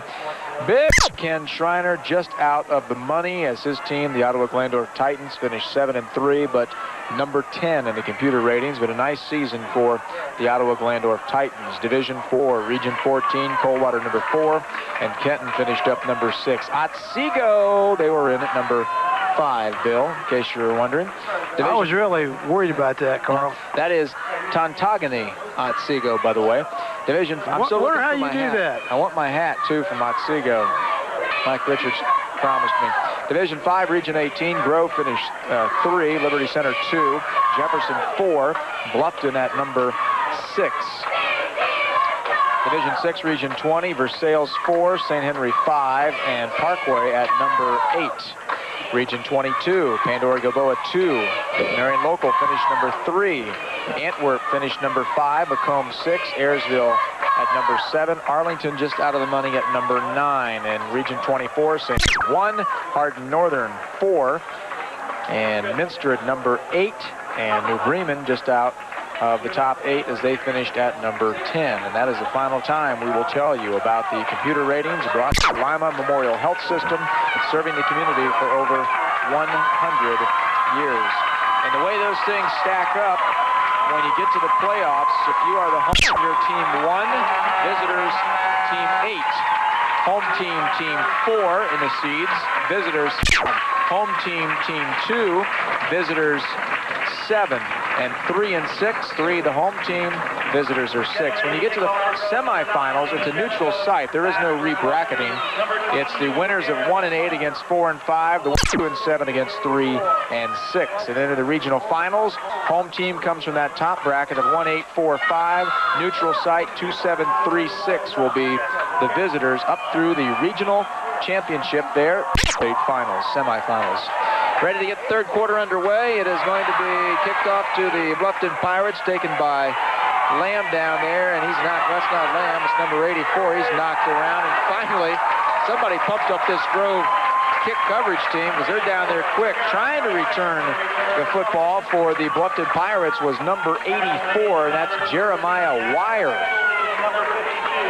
Got to run north and south, Carl. He just kept going back and forth and never did gain anything, so Bluffton's starting out in bad field position. So it's going to be a 1st and 10. The ball at the 9-yard line. 7-6 is our score with the Columbus Grove Bulldogs on top. David Miller, the quarterback, with a single back. Goes with a pitch. This is Kohli trying to get to the outside, but Troyer hits him, and then a couple more back there for Columbus Grove, including the hard-hitting Adam Hockey. And number 52, Andy Tabler.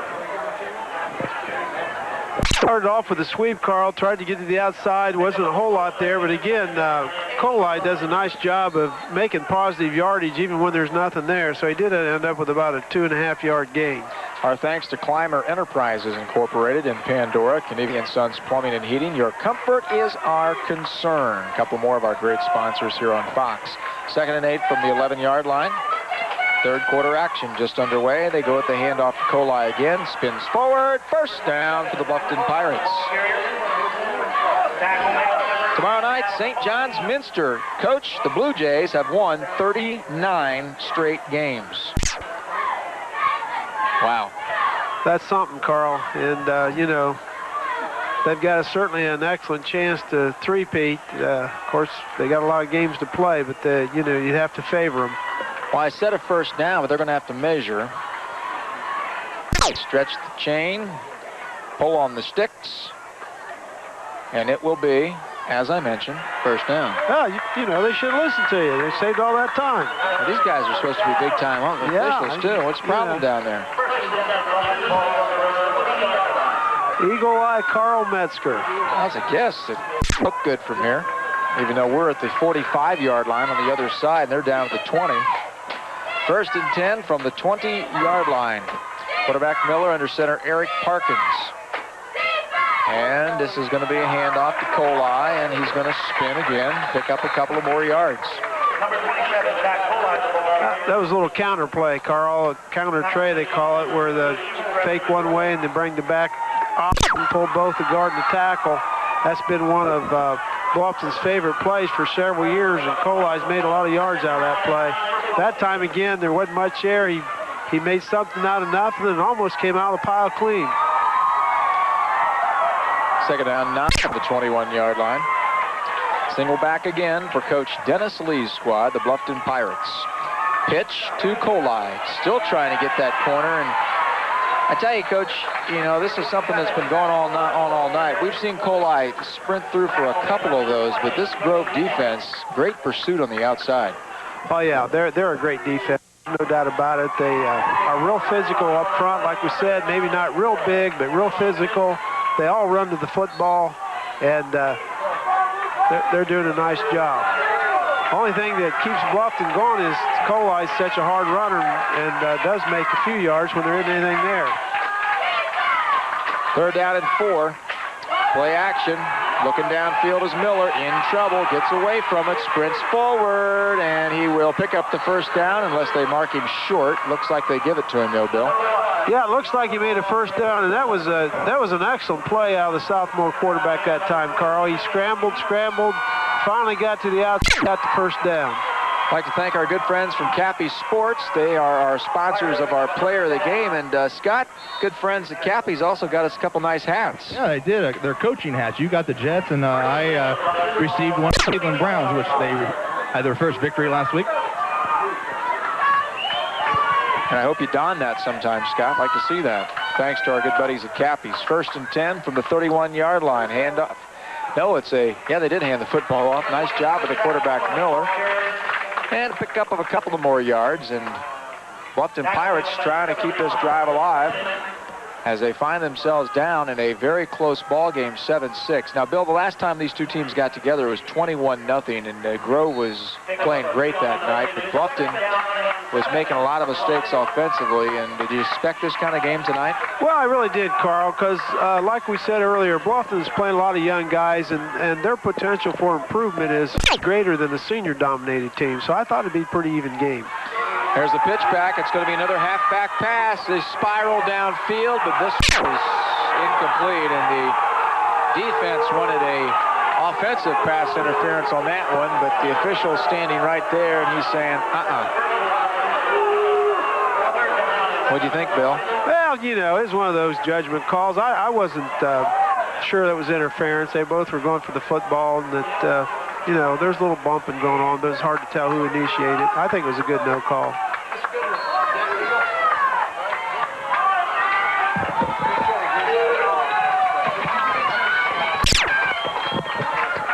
Our politician, Bill Goodwin, now.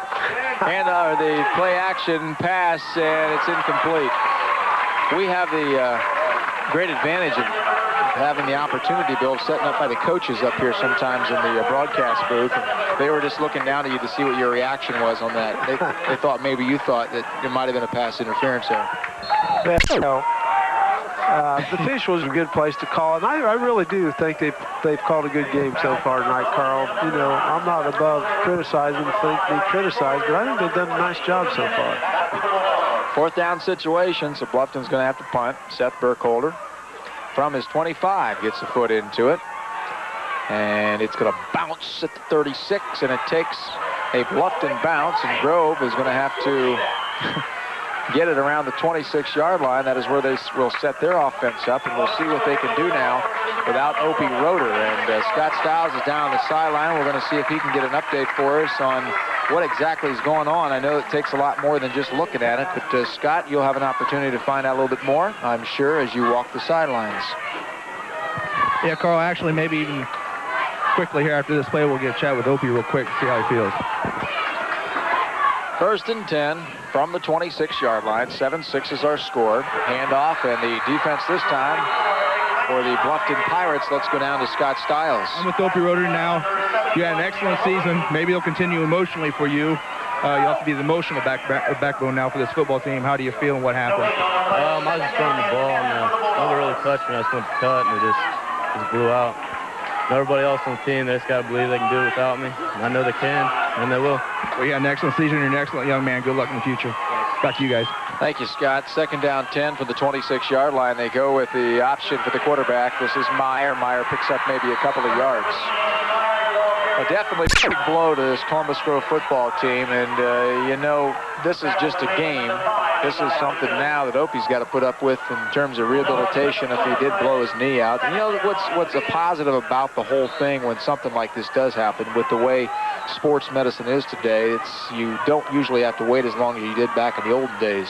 Yeah, and he usually doesn't take that long either, Carl. So, you know, like you say, it'll be a long road back, but I'm sure he'll make it. 3rd down situation. They need 8. They go with the handoff. This is going to not even get him back to the line of scrimmage this time, as Eric Lamb tried to cut it up, couldn't do it. So it's 4th down already, Coach. Yeah, Carl, Bluffton's defense has been doing an excellent job all night, and they stepped up again that time. They held Grove to, I think, 32 yards rushing the first half, and of course Grove's primarily a rushing team, so anytime you can do that, you're playing good defense. And first series, just half, they shut them down again. Well, Mike Fell wants a timeout, as he wants to talk things over as they are getting ready to punt with Dane Jesko back in punt formation. I think they're a man short. Carl's the reason he called timeout. I think they only had 10 men out on the field. But getting back to Bluffton's defense for a minute, number 44 for Bluffton, Chris Selhorst, 6 foot, 160-pound junior, has been playing an excellent game all night long, Carl. We haven't called him out as much as maybe we should have, but he's been in there, and he's been a key to stopping that inside running game for Columbus Grove. Well, the Columbus Grove Bulldogs came into this game averaging 31.2 points per game. They only give up 2.9, and so far on the scoreboard we see 7 points, and that a lot of credit for this Bluffton defense. And we said that in the pregame show, Coach. The word revenge very big tonight. Well, you know, they haven't came close to scoring on Bluffton's defense. The only score was that block punt. Of course, that wasn't against the defense, so they've done a real good job defensively. And of course, Columbus Grove's got a great defense, so it's pretty much what we expected. Good, tough defensive struggle. Jesko in punt formation, and we've got movement everywhere. Flags will be a-flying. Well, Andy Slaughterbeck for Bluffton got across there real quick, Carl. I don't know if, he moved a little bit before the ball was snapped, but he's quick, but not that quick. So it's still going to be a 4th down. They're going to need about 4 yards, so they're still going to have to punt. Now, that's what we assume is going to happen. And back for the Bluffton Pirates, again, Hall and Kingsley. There's Slaughterbeck again. He's coming awful close, Carl. Every time they go back to punt, he's came real close to blocking it, but he hasn't got one yet. Kingsley picks it up and returns it out to the 33, and that is where Bluffton will try to get something going with 6 minutes and 40 seconds remaining here in this 3rd quarter. A lot of time, teams. When a game like this, Carl, field position is so important, and Bluffton just picked up about 25 yards of field position that series. They started the last time on their own 9, and this time they're starting on, the 34. So, you know, if they can do that every time, you eventually have a short field, and that's what it usually takes if you're going to score against a good defense, is just keep getting better field position. Zach Kohli, the money man for the Bluffton Pirates. He is the Opie Roeder for the Bluffton Pirates. Zach with over 1,000 yards this year. I'd like to thank the tournament host here. You know, this is the first time, Bill, we've done anything like this in the expanded playoffs, where we now have 8 teams in each of the regions, and here tonight. We've got Jerry Hurston, who's the athletic director at Columbus Grove, Gary Jones, the superintendent. I don't know how much Marty Thomas, the principal, helped out, but he's around eating about 3 or 4 hot dogs. Come on, Carl. Take it easy on the principals. 2nd down 9 from the 35. And they run a little reverse, and that was a strange-looking play there, Bill. Well, they got a lot of penetration on the inside, Carl. If you look out here on the outside where Bluffton was setting up that wall, if he'd have got out here, he'd have run forever. But Grove, again, excellent defense. Got some penetration to the inside, and he wasn't able to get out here where the wall was. And we talked about how this home team thing works in this quarterfinal round, but from this point on, it's neutral sites. And this is the facility. Grove's really done a nice job putting in the new track, along with the football facility and the new press box. Grove has never lost a football game here in this stadium. Knocked down, good defense. Again, by the Columbus Grove Bulldogs. Columbus Grove is 15-0 here at Clymer Stadium since 1997. Again, good penetration up front by the Grove defense. Not able to get to the quarterback, but did a nice job getting their hands up. That's what you teach them. If you can't get the quarterback, try to get your hands up, and they did a good job of getting their hands up and knocking that one down. Burkholder's got a punt again. This time it's going to be from the 20. Gets his foot into it. Menning and Troy are back there. They let it bounce, and it takes a Grove bounce that time, and it's going to go out of bounds just inside the 40-yard line. So Grove's turn on a 1st and 10. I'd like to thank some more of our sponsors. You know, Bill, if it wasn't for them, we wouldn't be here. That's right, Carl. You wouldn't be making those big bucks. Like our good buddy Mike Pruitt from Mike Pruitt's Lima Ford. Good friend of Scott's, too. Superstore, 1360 Greeley Chapel Road in Lima. Nobody beats a Mike Pruitt deal. Nobody. I wish I was making Mike Pruitt bucks. That's right. 1st and 10 from the 39. This time it's going to be right tackle. Number 42, and Andy Hughes, ball carrier for Columbus Grove. Again, Carl, not much there. Both defenses are really putting a lot of pressure on each other's offense. Now, high school basketball is supposed to kick off here on Fox the first weekend of December, 3rd and 4th. New Knoxville at New Bremen on the 3rd, the 4th, Minster at Spencerville. We're hoping those games aren't on Fox, so we'll be at the football championships instead. Nothing against the schools, but looking forward to seeing some high school football with some of our local teams represented at either Canton or Massillon. We always get mixed up, Bill. Sometimes we get lost. Styles, he don't know if he's in Massillon one year or whether he's in Canton. Yes, I think we all get mixed up since they run us back and forth down there, Carl. Yeah. 3rd and 6 from the 44. Andy Myers, the quarterback, number 15. And he goes with the pass play, and that's way too much, and it is intercepted. Intercepted by Michael Kingsley. Kingsley brings it back to the 38. And the Bluffton Pirates for the big turnover. Let's go down to Scotty Styles. Well, it's a great play by Kingsley. All he was doing, though, Carl was playing center field. And right now, you got to think, being down here on the sideline, guys, the momentum seems like it's shifted a little bit towards the Bluffton side. Plus, each possession, they get a little better field possession. And we was watching Burkholder do some field goal kicking right before the game, and he's hitting it from 40 on in. So that could be a key later on in the contest. Back to you guys. 1st down and 10 from the 39. 3:59 remaining here in this 3rd quarter. Grove still on top, 7-6. There's one pump. They go the out pattern, and that one was almost picked off. Blake Magg was down there, Coach. The 6'3", 205-pound sophomore. That was a dangerous pass. It certainly was, Carl. They were like, Bluffton was lucky that one didn't get picked off. There was no room to throw the ball in there at all. Much better off just throwing that to his mom in the stands. 2nd down, 10. Packed house here from Columbus Grove. People everywhere. Pass play from Miller, looking downfield, wants the long ball. Kingsley, yes, he catches it. He's got one man to beat. Touchdown, Bluffton. Beautiful pass play to the flanker, Michael Kingsley, and Bluffton goes on top, 12-7. Let's go down to Scott Stiles. It's called a fly pattern. Kingsley took off down the left side, beat the defender. Miller threw it up. All you want to do is lob it up in the air, let your receiver run under it. That's exactly what Kingsley did. 6 for Bluffton, going for the extra point.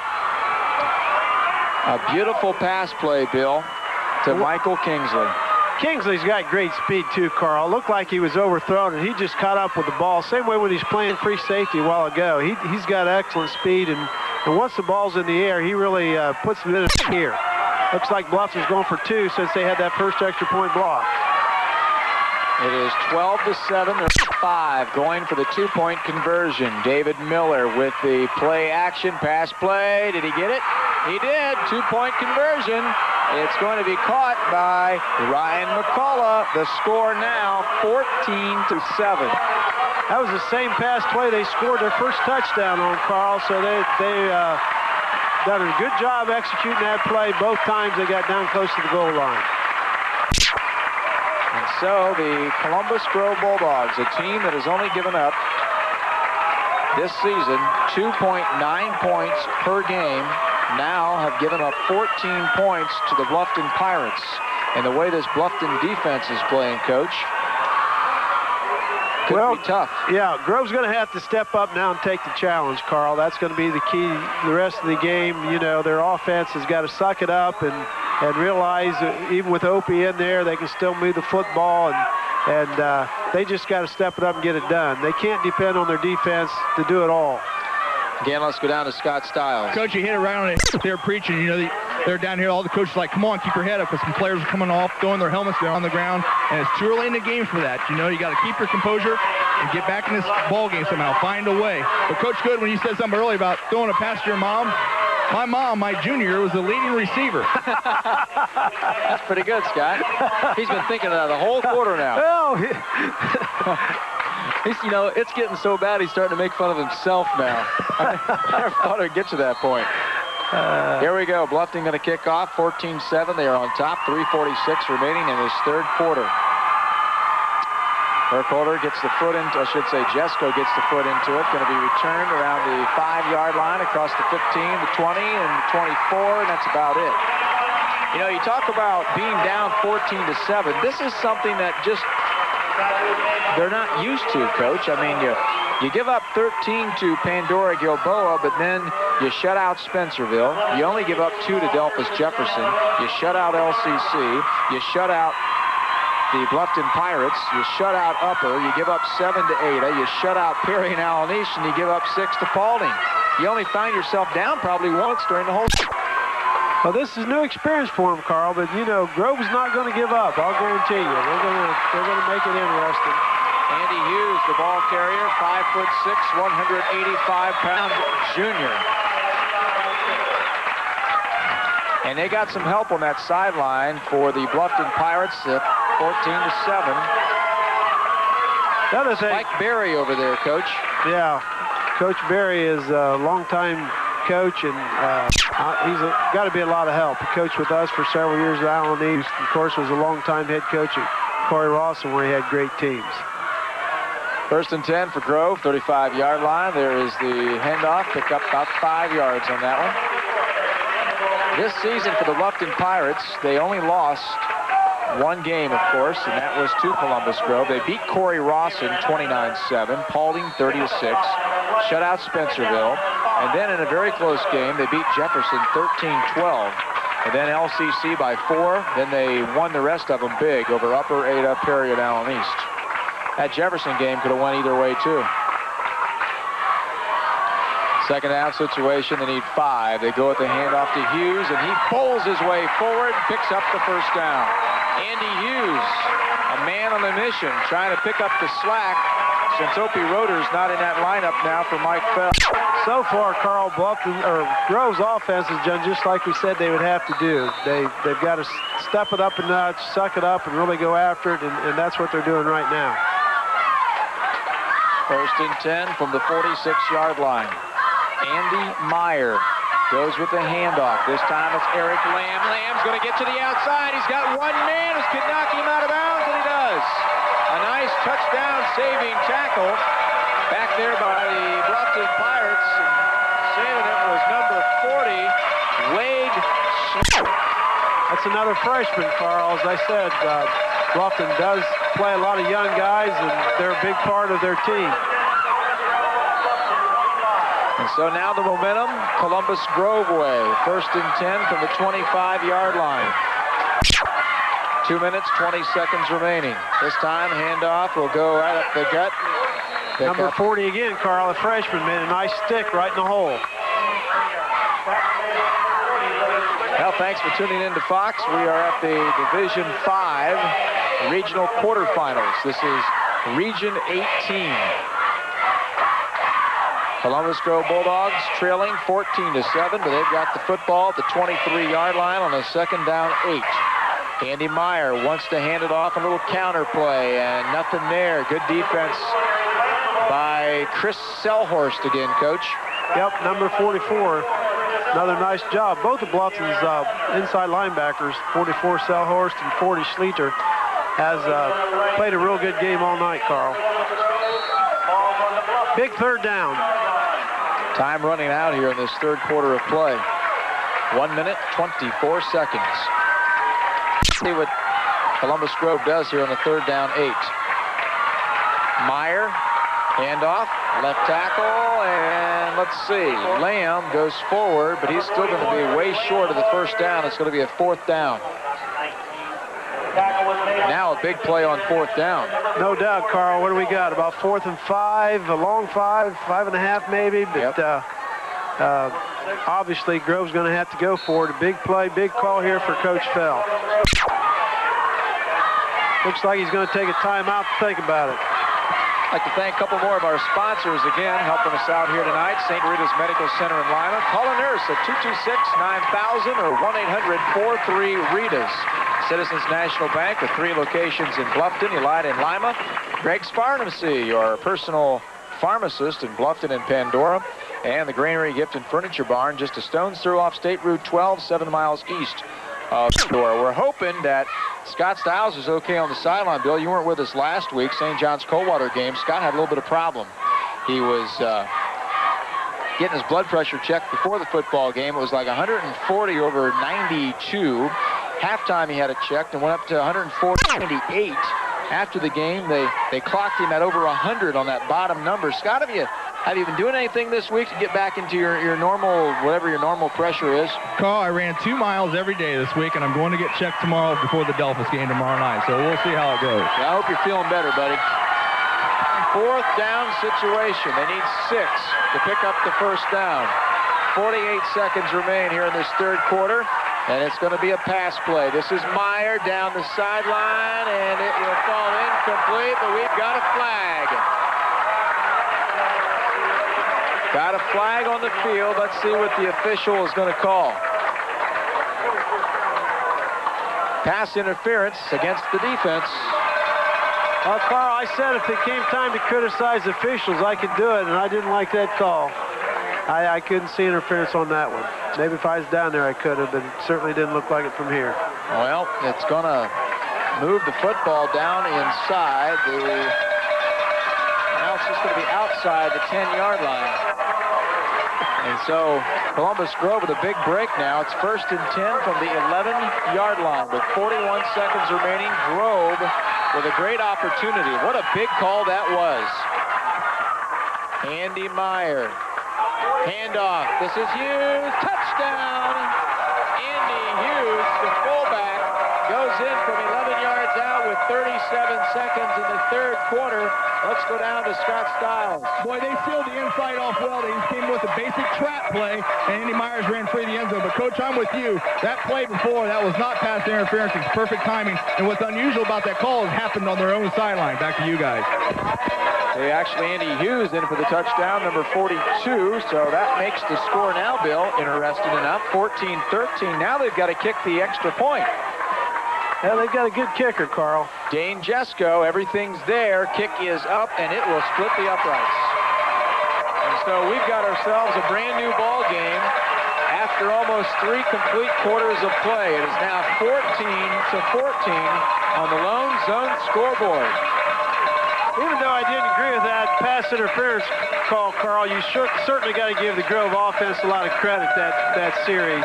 You know, they got down 14-7, first time they've been behind the whole ball game. And they really sucked it up and that was by far their best offensive series of the whole game. And so you got to give them credit. I'd like to remind you, tomorrow night on Fox, we've got some more high school football action for you. This time, though, it's Division VI high school football. And one of the best teams in the state of Ohio will be featured tomorrow night. That's the Delphos St. John Blue Jays. They are in Region 24. They're going to be taking on the Minster Wildcats, the number 8 seed. St. John's, the number 1 seed.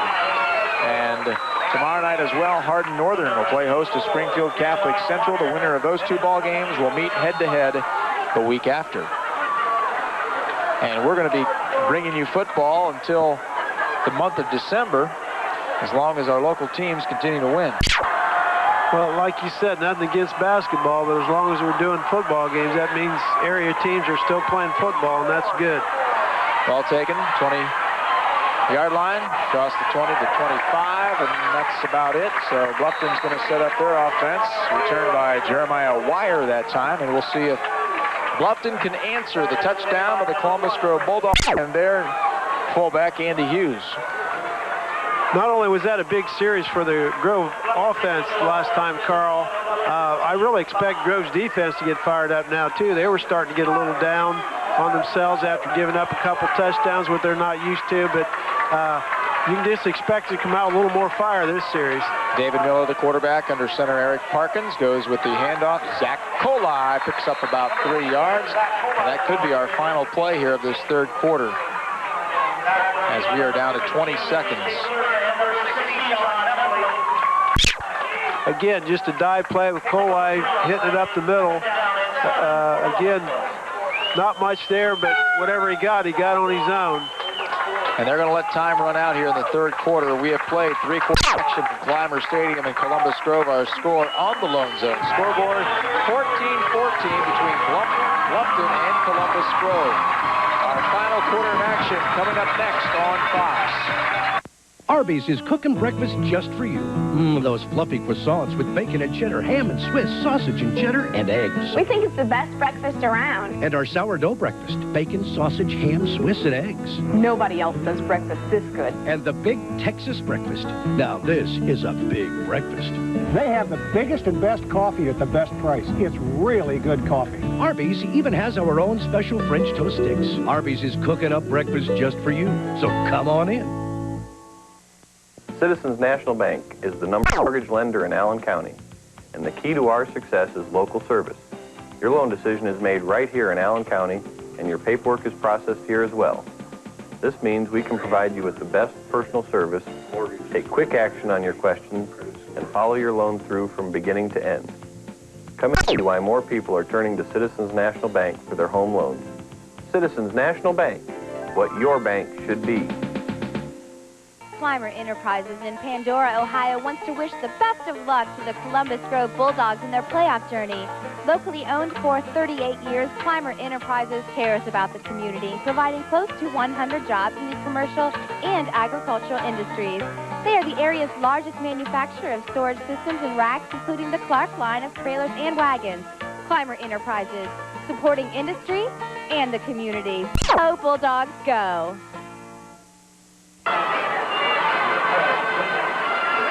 Welcome back. We've got 12 more minutes left in this Division 5 regional quarterfinal high school football game. It's tied up right now 14 apiece between the Bluffton Pirates and the Columbus Grove Bulldogs. Bluffton has it on a 2nd and 7 from the 29. Handoff, Kohli straight ahead, picks up about 3 or 4 yards. Good strong run again. That time the offensive line from Bluffton got a little more push, and he was able to make about, I think about 5 yards that time, Carl. Going behind Andy Slaughterbeck and Pete Mosier, 220 and 255, numbers 78 and 76. Bluffton's got a big, strong offensive line. This is certainly a good matchup. Their offensive line against Grove's defensive front. Big third down and 2 from the 34. David Miller, and I think he was offsides, Coach. I think so. I think so. That was number 2. Tyler Hall. Freshman mistake there. He needs to settle down and forget about it now.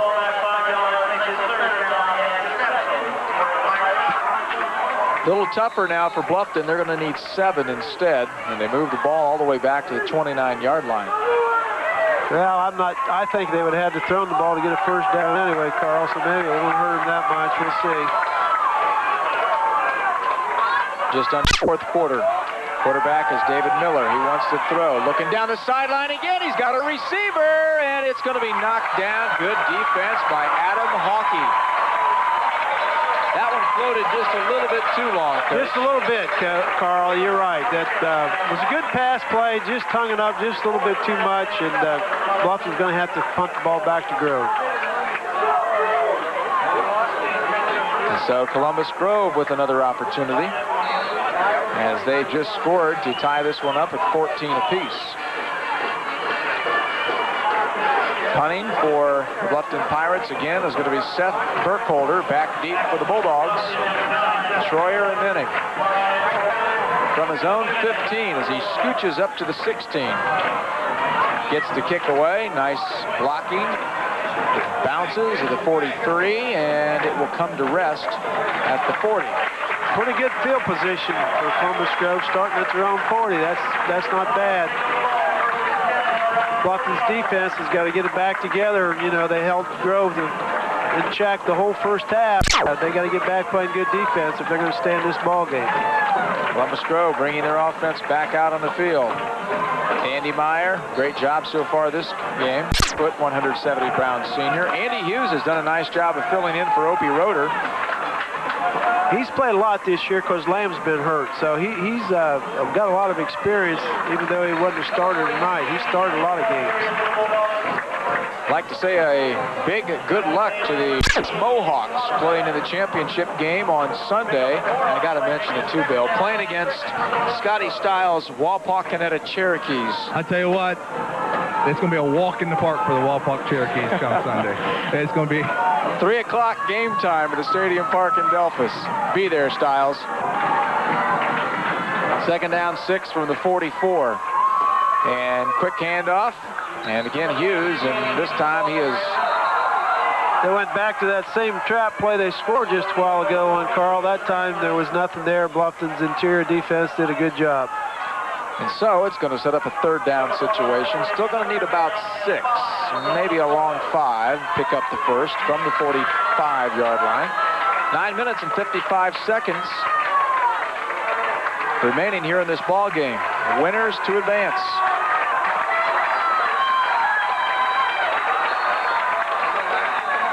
Now we've got a timeout going to be called by head coach Mike Fell. And again, go ahead, Bill. I was going to say, Carl, I think they had a little mix-up there. They weren't sure where they were lining up, so important third down call.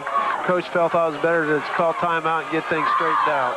You know, we were talking to Kevin Fell, Mike's brother at the half, coach at Lakewood High School. We talked a little bit about that Jefferson was playing tonight, Smithville. And then if Jefferson were to win tonight, they'd take on a #1 seed, Gibsonburg, who was 10-0, and Kevin seemed to think Jefferson would be in pretty good shape. In fact, Kevin was telling us that he thinks that the region winner is going to be from the Northwest Conference. Well, that wouldn't surprise me at all. You know, there's going to be some tough games, but Gibsonburg's been a Division 6 team most of the time. They moved up to 5 this year, and, you know, even though they're undefeated, I certainly don't think they're unbeatable, and Jefferson certainly has a good chance to beat either one of those teams. I don't know that much about Smithville, but I do know they got a lot of good tradition. Back when I was coaching, I remember Smithville's name coming up as having a good program over in the other part of the state. Third down and 5 for the Columbus Grove Bulldogs. Backs are split. Meyer wants to throw out of the pocket, looking downfield, and boy, he almost got hit, and he goes forward, knocks the coach. I don't know which one he got. I don't know what kind of mark they're going to give him over there, Carl, whether he went out of bounds or not. If he went out of bounds, he might be short. It looks like they're marking him out of bounds back about 2 yards short of the first down. Tolerated very well there at the end of it. Bill said they're going to mark him short, way short. It's dangerous over there on the sidelines, Bill. Yeah, it sure is. We've seen our cameraman, Ronnie Coons, go down a few times in his illustrious career. But Scott Stiles, since we've added him to the team, not too many encounters since. Protecting him well. 4th down and 2. Punt formation. Then again, the kick. Nice kick taken at the 22. A fair catch called for. And now the Bluffton Pirates will take a turn. Somebody is going to score sooner or later, Bill. Well, I told you between the 3rd and 4th quarter, Carl, wouldn't be surprised if it goes to overtime. I heard you. And I still wouldn't be. The way both of these defenses are playing, it's going to be tough, I think, for either offense to put more points on the board before the game's over. Well, they got 9 minutes and 28 seconds to do it. At least regulation. David Miller going to try to do something about it with a single back.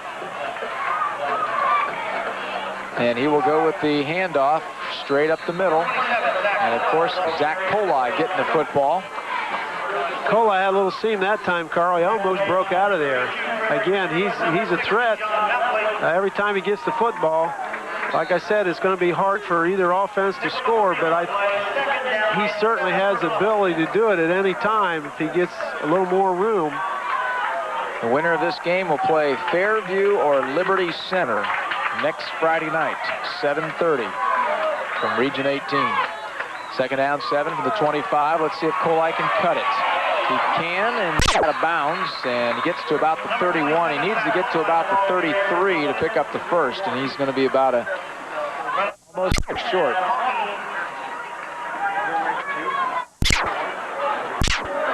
That's another good run by Kohli, Carl. He kept looking to cut it up, and then at the last minute turned on a little more speed and got to the outside and almost got the first down. Let's call a long one. 3rd and a long one from the 31-yard line. 14-14 tie in the quarter. Handoff, Kohli, first down. And the ball all the way out to the 35-yard line, so 65 yards to go for the Bluffton Pirates. Good the Bluffton line, offensive line again. As you said earlier, Carl, they're a big, strong offensive line, average well over 220. Most of them are 240 and above, and they did a nice job, no doubt, easy first down. 1st and 10, 35-yard line. Miller wants the handoff to Kohli. Kohli, and he is drugged down. Nice tackle by number 32, the rover tackle, Trevor Utrip. Again, that was that counter play we talked about the first part of the ball game. And once more, Kohli was just one player away from breaking a big one. And you got to give Grove's defense credit. They've kept him in check. They gave him the small gains, but he hasn't been able to. I doubt that his longest run's been much over 7-8 yards. Remember, when this one is over, Bill and I and Scott Stiles down on the field to talk to our player of the game, sponsored by Cappy Sports. Miller almost fell down, gets up, throws long. Coverage is there, and going to go incomplete. Intended receiver was Seth Burkholder. That was an out and up that time. He tried to get the defensive back to bite on the out cut, but he didn't. He stayed right with him. No place to throw the football, so young Mr. Miller threw it where no one else could catch it except the receiver, but over his head a little bit too. I'd like to thank some more of our sponsors, the Loan Zone, for great loan rates with no hassles. No kidding, at 1-800-LOANS-US, and the Columbus Grove Telephone Company. Q1 cable with new custom calling features. 3rd and 9, 36-yard line, play action, pass for the lefty, downfield, and it is caught almost, and then intercepted almost by Troyer. That was a pass again, Carl. They had the tight end open. That time he couldn't hang on. It would have been a first down had he been able to. Bluffton's going to have to punt the football. And I'm sure Bluffton's coaches kind of hold their breath every time they have to punt the ball. They've had one blocked and a couple almost blocked. Again, they're not getting great snaps. I don't know if he's a new center or he's just a little nervous after that first one or what, but they need to be real careful on these punts. Seth Burkholder Gets it off, and he goes down, and they have the flag. It's going to be roughing the kicker against Columbus Grove. Burkholder went down. They went for the block, and the flag flew, and that means that Bluffton's going to get the football back.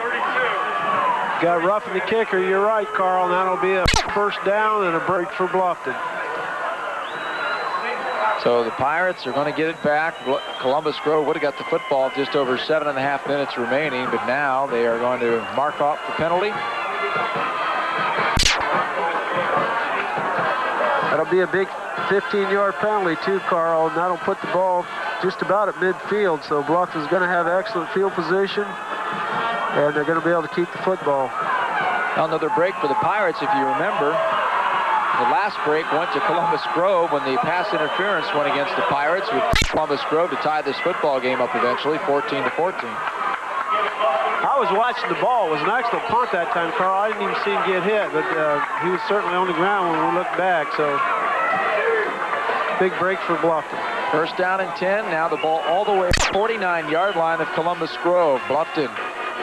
Big opportunity with 7:34 remaining. Handoff, left tackle. This is Zach Kohli. Let's get out of Scott Stiles and see what Scott saw. Punt. Well, what I saw was they laid out for the block. They are actually coming for the block, and he just caught the edge of his foot. And I tell you what, any kind of contact with the kicker, you're going to get the call, and he did a good job of falling down and playing the role of doing that. That's what a punter's taught to do. Anytime you feel contact, give yourself a little flip and a roll, and a lot of times you get that call, and he did.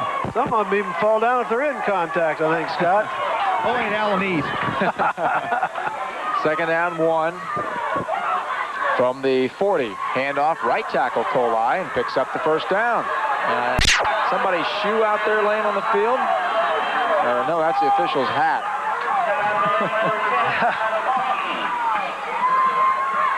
Bluffton's offensive line is starting to take a little bit control of the ball game here, Carl. Those last two inside running plays by Kohli were a lot stronger now than they were in the ball game. So another first down for the Bluffton Pirates from the 34-yard line. Bluffton's got 6.5 minutes to work with.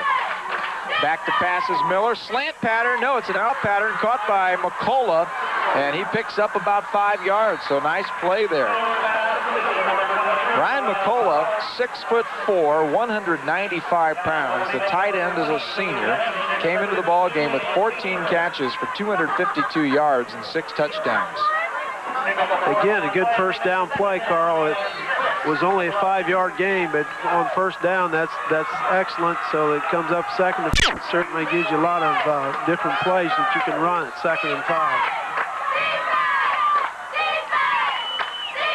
This time they go with the safe play to their #1 running back, Kohli, who picks up another first down for the Bluffton Pirates, and things looking real good right now.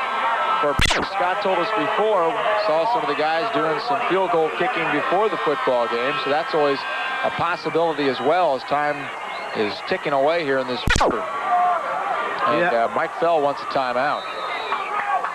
Pirates pick up a first down. First and 10 for Bluffton on the road. Well, he's not going to get it.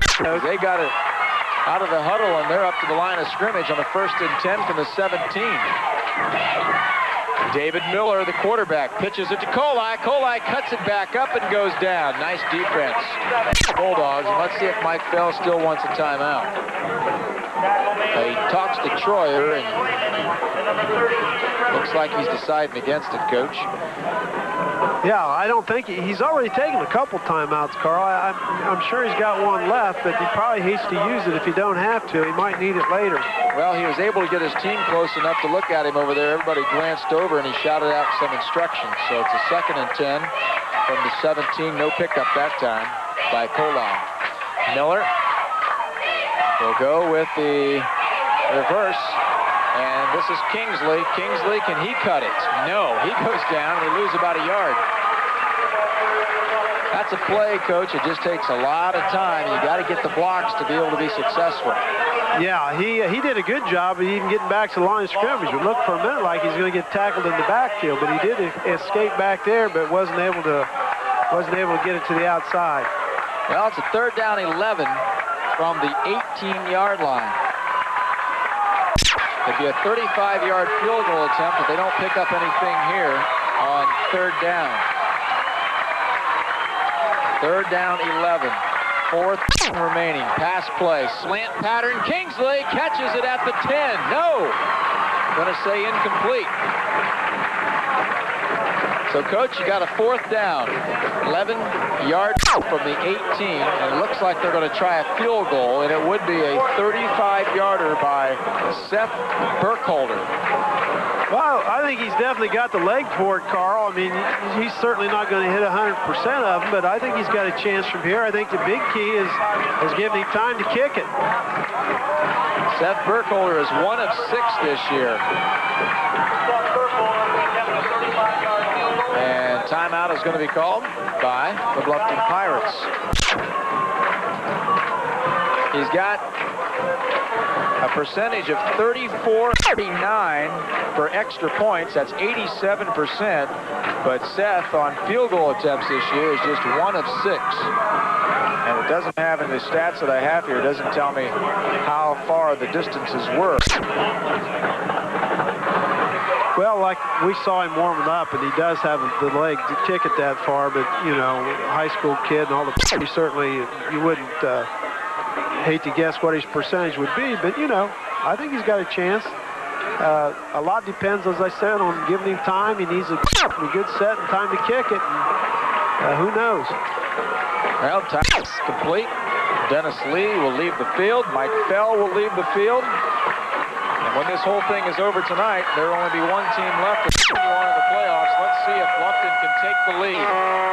Ball is spotted. It's going to be spotted at the 25. It's a 35-yard attempt. Everything is there. The kick is, and it is no good. It's going to be a little bit wide to the right, and this score will remain at 14 apiece, and Columbus Grove will take over 1st and 10.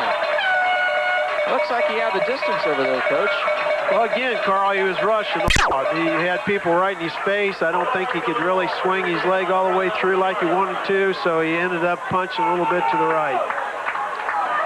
Let's get out of Scott Stiles on the sideline. Guys, I've never seen so many people lean to one way when that kick went off my life. It's pretty neat down here. Back to you. Well, it's Columbus Grove's turn. They might get one final shot here. 4 minutes remaining. Handoff this time to Lamb. Lamb won't go anywhere. There's enough time for Bluffton to have another shot too, Carl. If they can hold them here 3 and out, they might get pretty good field position. I'm ticking away, though, as we're under 4 minutes. 4-14. Quarterback is Andy Meyer for the Columbus Grove Bulldogs, and Andy wants to throw the short pass, and too hard and too low to his intended receiver, Cody Minnick.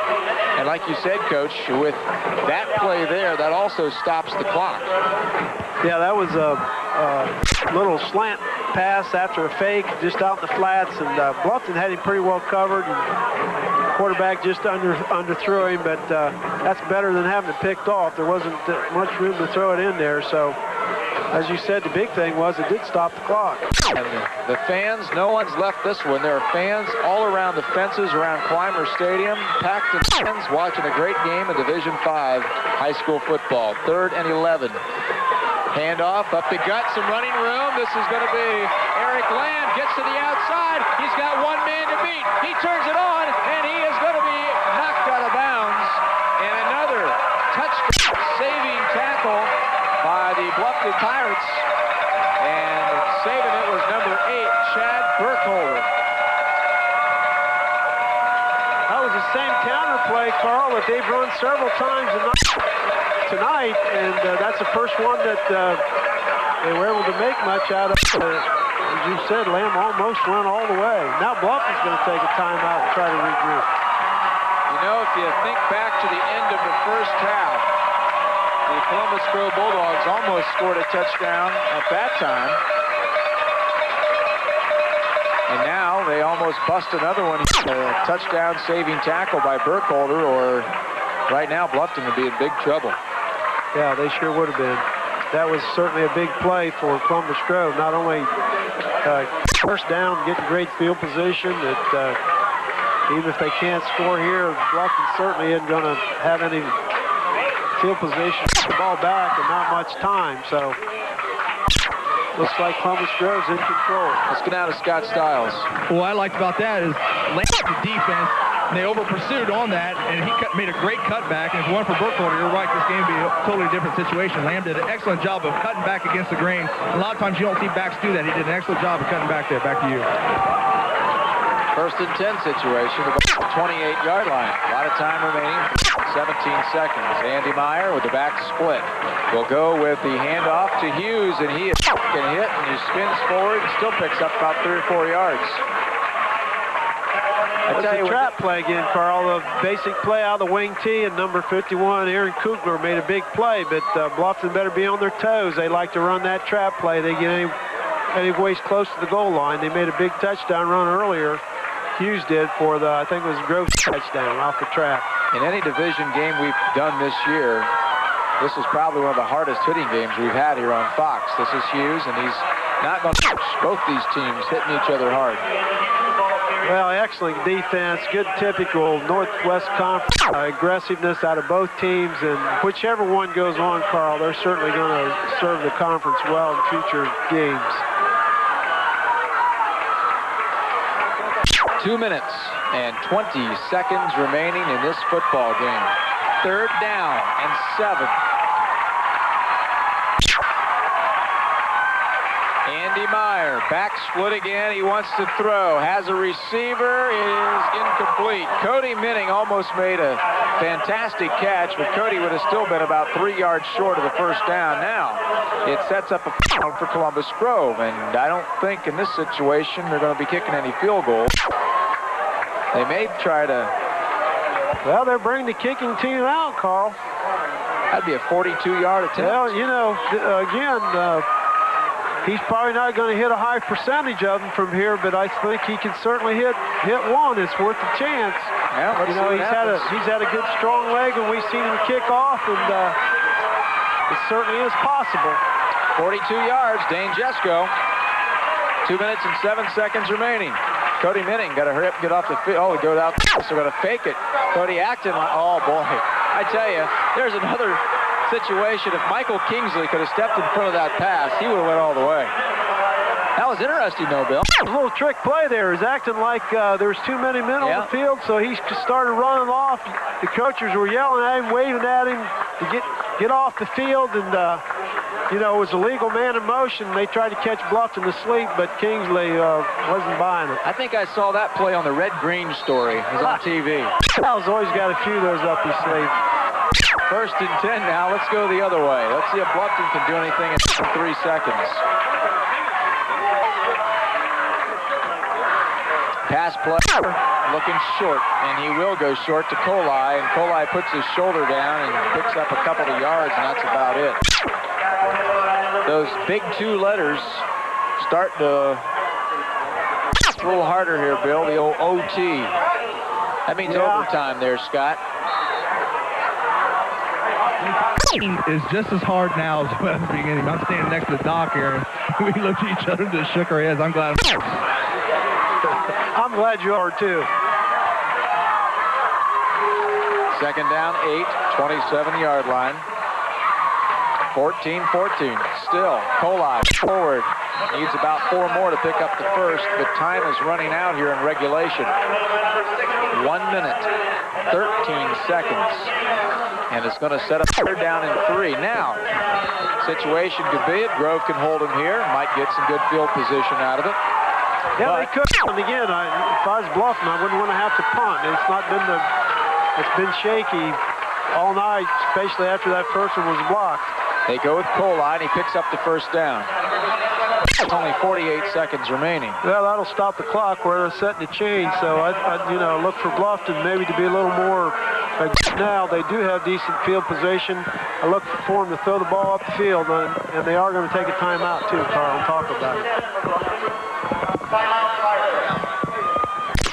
Well, timeout called. Timeout with 49 seconds remaining, and things continue the way they are right now. We will go into the overtime session. We'll give you the opportunity for the fans out there who are not familiar with high school overtimes What's going to happen? Well, they'll toss a coin just like at the beginning of a football game, but then instead of a kickoff, the team that wins the toss will get a choice whether they want to play offense or defense, and the team that ends up on offense starts from the 20-yard line, and from there on, it's just like a regular game. You can get a first down at the 10, and you can go in and score, or you can try a field goal. So once they get to the 20-yard line, all the rules are the same as a regular game. If they do so, the defense then, the team on defense gets the chance to match it. So even though you may down after the offense has the ball, you get your chance on offense too, and it just goes back and forth until each team's had the same number of opportunities to score and one team. Don't order the pizza yet, Bill. Yeah. Unless they're going to boost. First down and 10 from the 37-yard line. Let's see if the Bluffton Pirates got their sleeve with 49 seconds remaining. David Miller. Pitch, Kohli, trying to get to the side, cuts it back up the middle and goes down to the 43, and 42 seconds remaining. Time continues to tick away. It's going to be offense for Bluffton. You know, Carl, a lot of people probably thinking, why did they run that play? But Kohli's a threat to go all the way. With Grove expecting to pass, that wasn't that bad of a play. He almost found room. Oh, there's Kingsley, and he overthrows it and got receivers and defense falling down with 22 seconds remaining. And I tell you, David Miller's had a couple of times tonight where he's had trouble getting away from Eric Parkins, the center. I don't know if he's getting stepped on or what, but he almost fell down that time. Yeah, he stumbled a little bit that time, but the biggest problem with that play as far as Bluffton goes, he didn't have time to throw again. Kingsley did have a little, but Miller didn't have enough time to get in the ball. This could be Bluffton's final opportunity of the football game with 22 seconds. It's a third down and 5 from the 42. Back to pass against Miller. Looking down the middle of the field, Kingsley, and he's overshot. Up fourth down, and that means Columbus Grove is going to have to get back in punt formation. And they will get one play at least, probably, or a couple, depending on the pass plays and how it goes. Right now, they're just worried about fourth down and 5.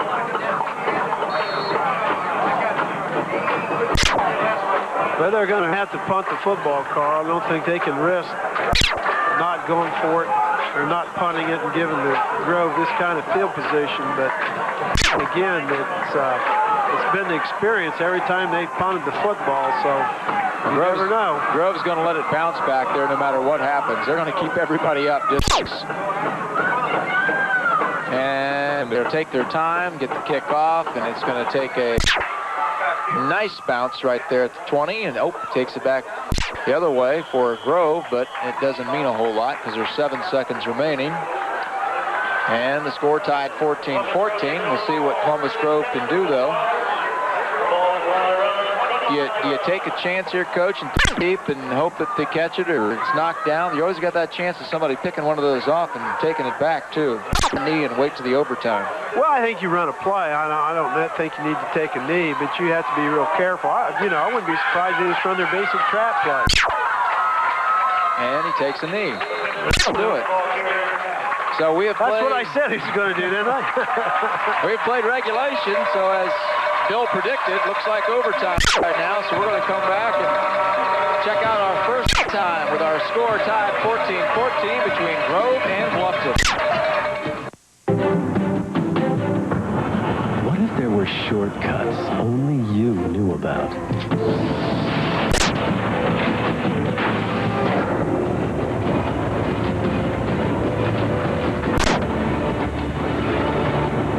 There are. At Shell. Where it's pay, pump, and go. Shell, moving at the speed of life. WHL TV, in cooperation with the Ohio High School Athletic Association, is proud of tonight's playoff game. A promotional fee has been paid to the Ohio High School Athletic Association for the broadcast rights of this game. Without the support of the following businesses, this game would have been made possible. The Columbus Grove Telephone Company, services like Q1 cable with the first 30 days and installation free. The Columbus Grove Company is also featuring caller ID, voicemail, computer sales, and the internet service. Call today for more information. Greg's Pharmacy with locations in Bluffton and Pandora, your personal assistant and proud supporter of local high school sports. The Union Bank Company. Call or stop by the Union Bank Company, locally owned for 95 years. We've kept our commitment to providing service and value. Best of luck to all of the area teams on the Foxtrot Tournament Trail.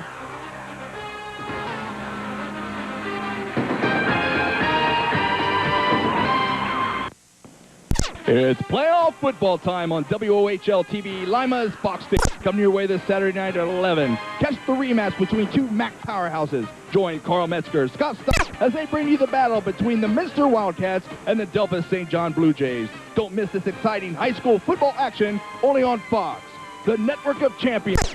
Be there. Brought to you in part by Busher Electric and the Dannon Company.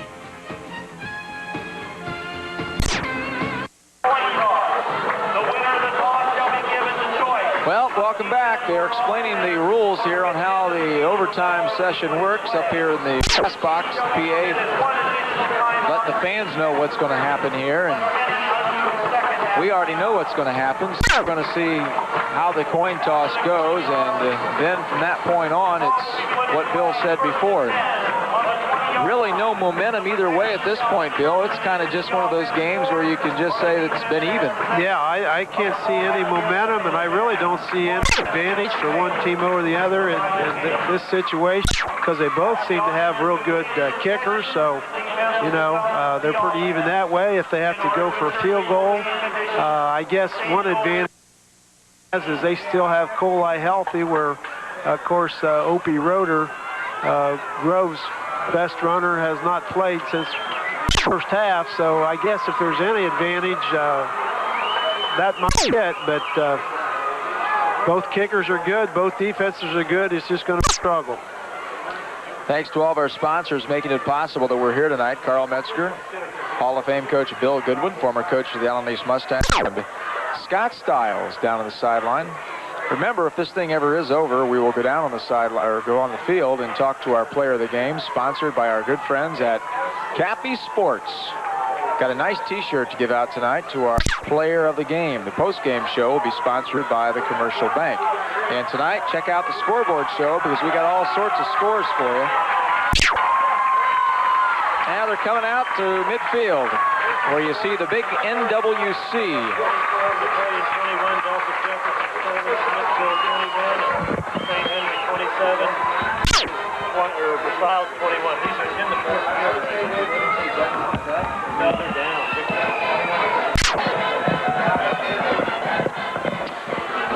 Well, we were just sitting here checking out some of the scores from the fourth quarter, Bill, and those was Jefferson losing by a couple of touchdowns to Smithville.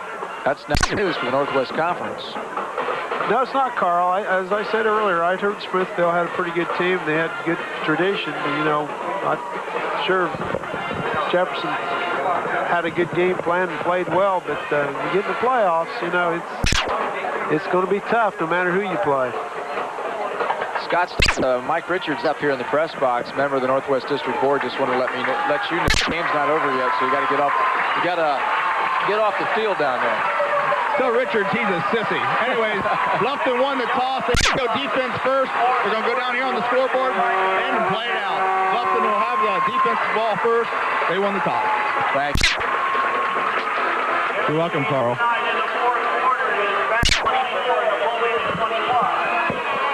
In the fourth quarter, Smithville 21, Delphos Jefferson 7. In the fourth quarter, St. Henry 27, Versailles 21. Now see those scores here. Versailles losing their game to St. Henry, at least in the fourth quarter. Jefferson losing in the fourth quarter, and Bath winning in the fourth quarter. Here, it's 14-14. And overtime number 1. Bluffton will be on the defense, Grove on the offense. Going to be a little, now it's a pass play in the, down the 5-yard line. Is he in? Touchdown! Touchdown, Columbus Grove on a pass play from the quarterback, Andy Meyer. He gets it down right in, Blake Magg, and that was an easy 6 points, Bill.